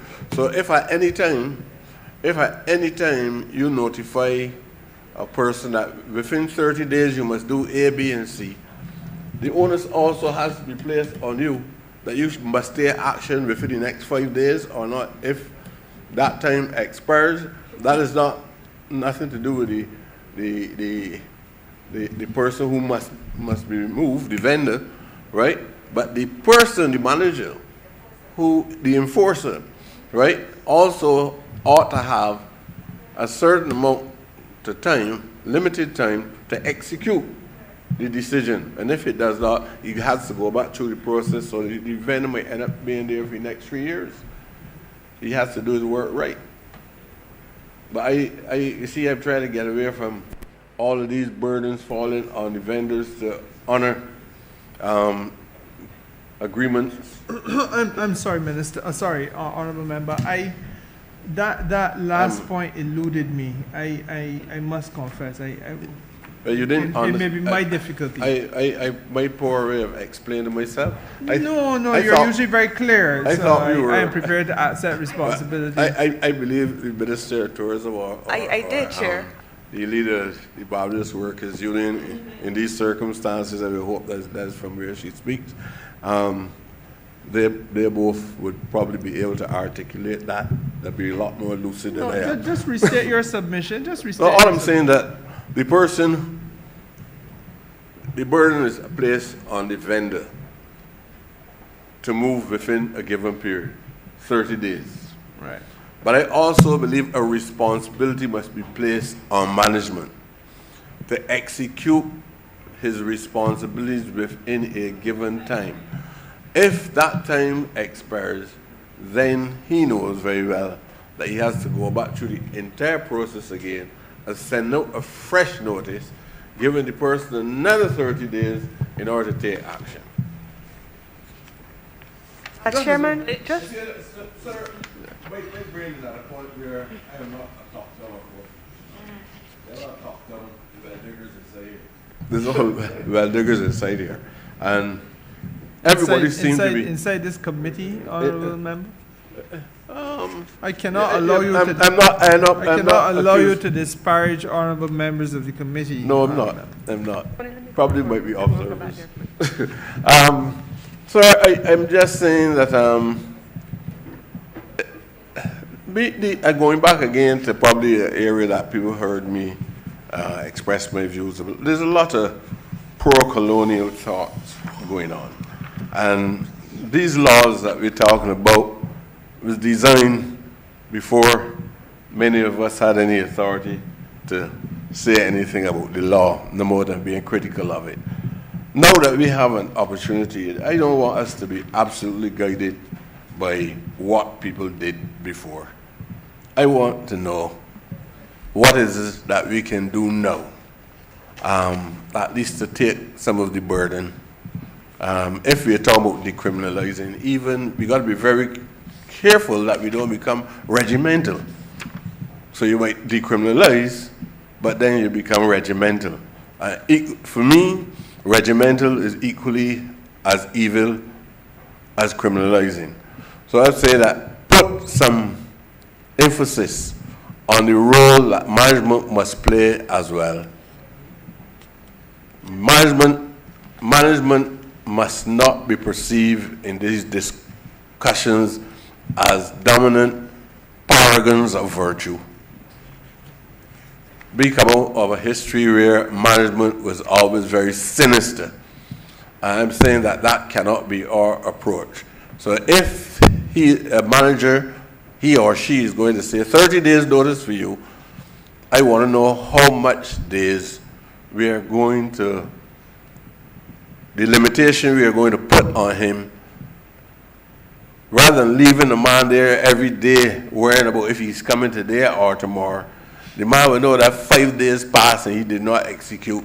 The man has a right as well to put up a defense. And therein, Honorable Member, lies my challenge with both your submission and that of the Honorable Senator who spoke before you, the Minister of Tourism. Part 2 of the 5th schedule, for those who have it in hard copy at page 59, speaks to the eviction notice. I want to remind honorable members that the eviction notice must come 30 days before the eviction takes place. And that eviction notice says that due to, and you state the reason, the manager of vending zones has determined that it is necessary to evict you. For argument's sake, I insert the name Mr. Trevor Prescott, vending license number 123. engaged in type of vending from vending zone, wherever that is, this notice shall be effective at the end of the 30-day period after the date of service on the vendor. So you know, for the purposes of the Honorable Minister of Tourism, that the notice, if you got it on the 1st of October, it's 30 days later that this notice becomes effective. I'm not sure then why the state has to issue you a reminder, having issued you a notice that contains all the necessary information. And my question therefore would be, does that not place an undue burden on the state administratively? Then now with respect to you, Honorable Member for St. Michael East, you lament the fact that management does not do things in a manner that is timely, but it is the legislation that immediately after that 30 days expires that Part 5 seizure notice cuts in, when the manager of the vending zone has to issue you the seizure notice.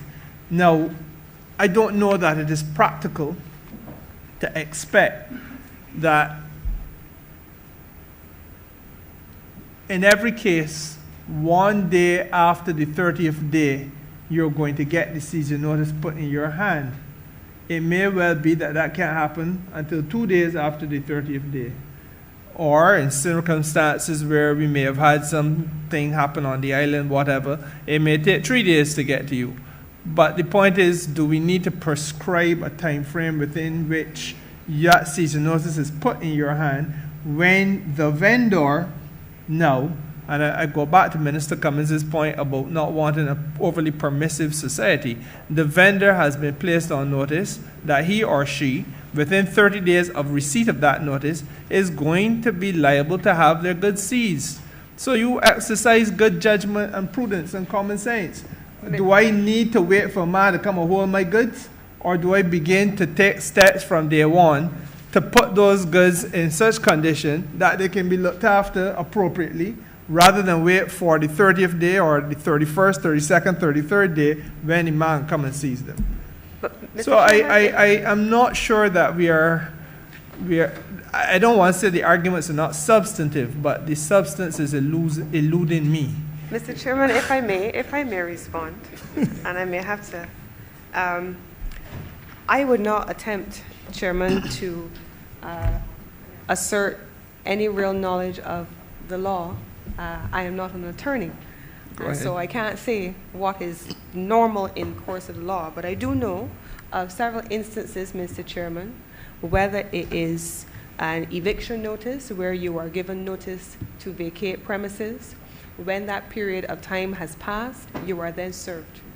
If it is in the case of the environmental protection and environmental health regulations, Mr. Chairman, if you are being required to remove say a vehicle, an old vehicle from a location, you are served with a notice and a time period within which it has to be done, and then you are served thereafter with a notice that it is going to be moved because you have not complied.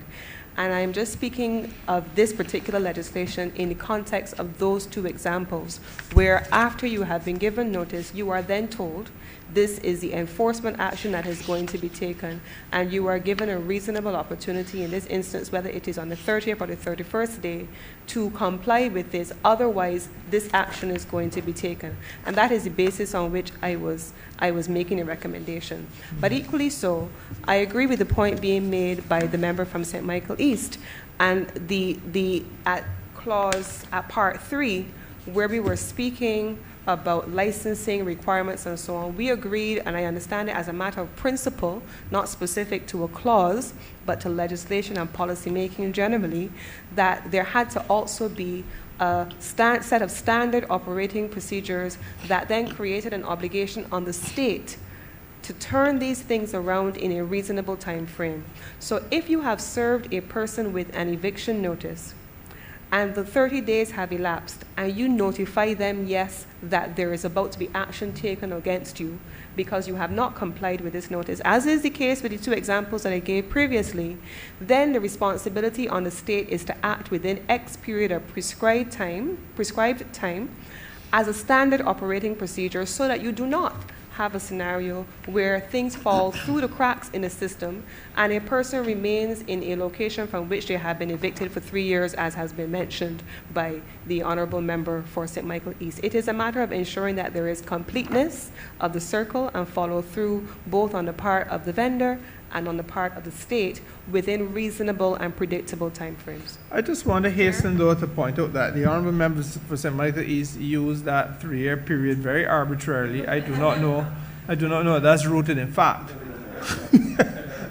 Chair. I am prepared to hear all the honorable members. Minister Ford caught my eye, and then the honorable member for St. George North. No, he insists that ladies go first, so he... Chair, was just going to say, in addition, not alternative to, in addition to what Senator Cummings just mentioned, we agreed at clause 17, when we were examining clause 17(3)(b) and C, that we would look at establishing time frames, and I think that this is where the honorable member for St. Michael East was going to, in terms of taking the burden, shifting the burden away from the vendor alone. And if time frames are instituted to address 17(3)(b) and C in terms of the consultation and the assignment to new location, if these time frames are not met, then the process, the 30-day process, in a sense, is null and void, and we have to look at it all over again, start the process all over again. So I think in addition to what is being said, that if we institute time frames beyond the 30 days at A, and at B and C, those time frames that we agreed that we will look at for consultations and assignment to new locations, if those are not met, then the whole 30-day notice period that we're looking at will have to be revisited. But with great respect, honorable members, I would like to hear your thinking, because we're shaping policy. I just want to hear your thinking on this matter. If you go back to clause 19, subclause 2, A, B, C, etc.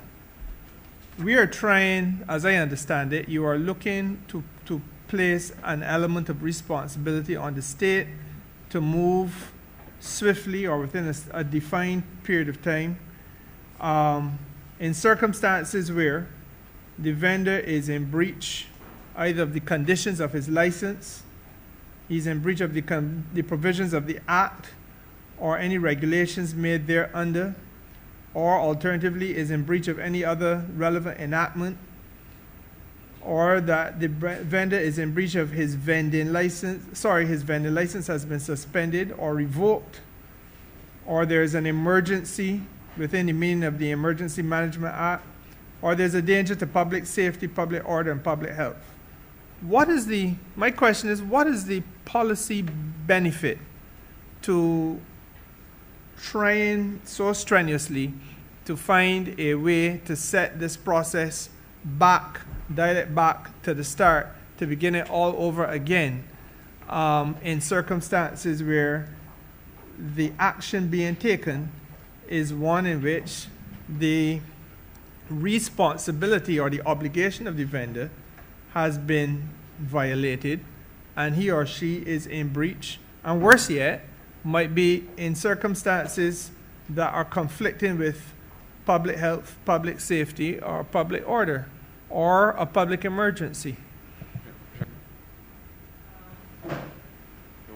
I threw that out, but the honorable members to whom I threw it out have fled the scene. I don't mind, but only the member for St. George North remains. yeah, and I don't mind taking it up, because my concern might be a lack of my own understanding, because when we look at clause 17(3), it speaks about a 30 days notice period before the imposition of a relocation notice. It goes on to speak about consultation.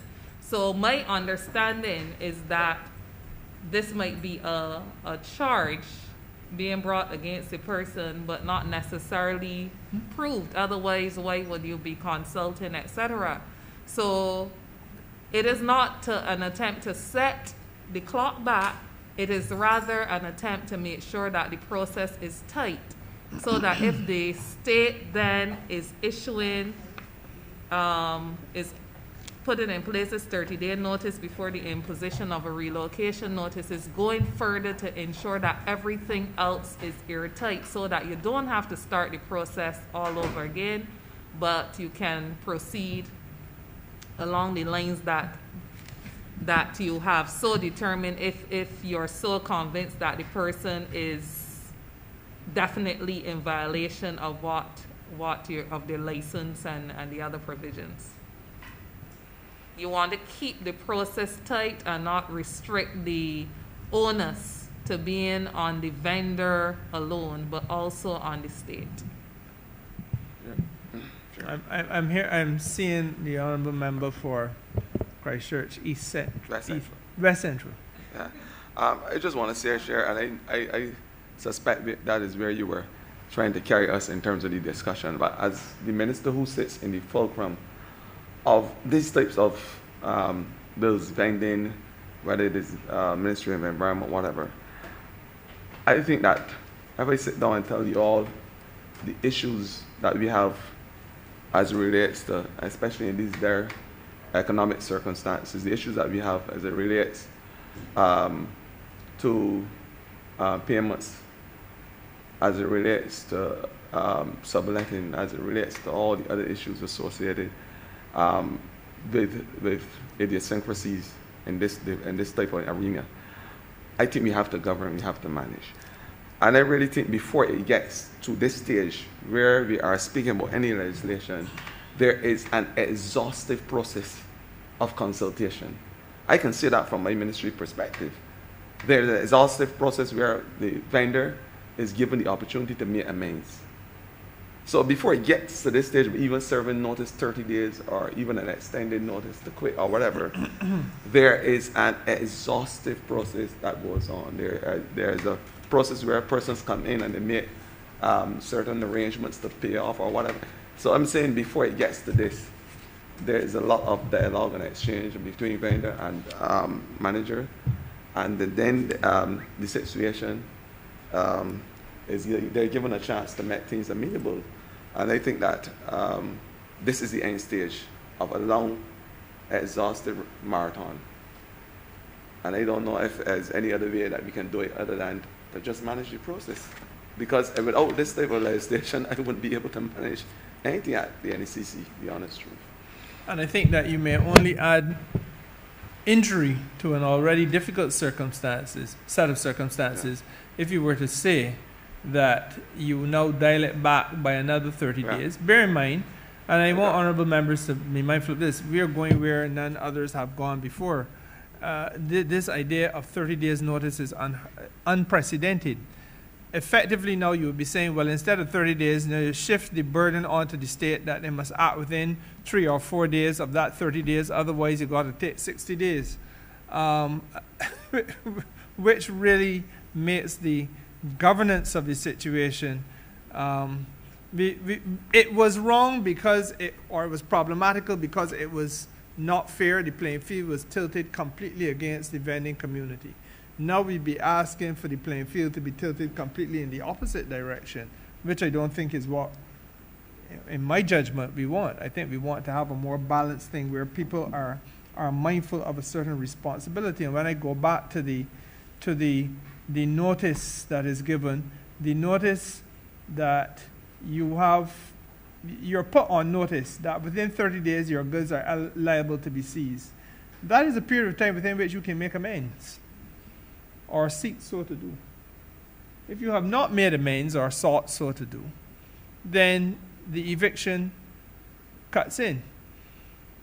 And I'm not clear what the benefit would be, either to the vending community or to the state, if we were to say now, well, on top of all of that latitude, you can go back to start the process all over again. I think, Chair, that you are speaking solely in terms of, or if you examine it in terms of an eviction notice only, one may be inclined to see it the way you do, but I think my contribution looked at it being a relocation, because this section speaks to relocation or eviction. And in relocation circumstances, ensuring that the site and so on, the new site that you're going to be allocated is suitable and so on. My contribution took into consideration that if those discussions are not made in good time, then to proceed to seize and all these other things, they may not lend to the kind of thinking that I thought we agreed to when we said that we would establish time frames at 17B and C. For instance, if then it is a relocation and not an eviction notice that we are considering, and on day 29, the individual is being told, I can send you to Solidarity House, then that is not deemed by the individual as a suitable alternative location. What that person then has is just an additional day to scramble about, move the things. They don't have the opportunity to rebut, consult in a meaningful way for anything to be done. So I'm just saying, or the contribution just seeks to have us establish those time frames, not to restart the process at day 31, but to ensure that in the course of the 30-day period, there's also a responsibility on the state to follow through on certain things to ensure that the area that we have gone where no other people have gone before, that it really meets the objective that we've set out for it to achieve when we looked at putting it in place. As the honorable member for St. George North got into stride, I think the clarity that I was seeking came. Effectively, you've drawn the distinction that mattered to me. I understand. If you were talking about relocation, it is probably worthy of being looked at differently to if it is an eviction. And the relocation does carry with it an element of other things, because you're looking at the discussion on where you're going to go and the effectiveness of that as a site to vend and so on. It might be a useful thing there for Deputy Chief for us to try to make that distinction between how we treat the relocation process.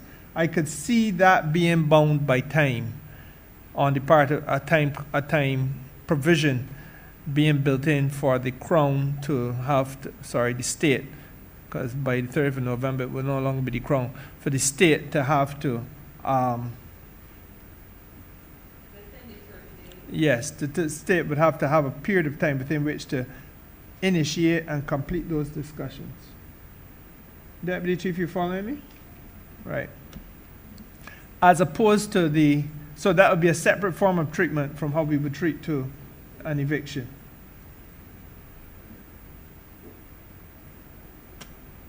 Now, colleagues, it is 1 o'clock. I am minded that we could break for lunch at this point and come back at 1:45 with a view to working until 3:30 this afternoon.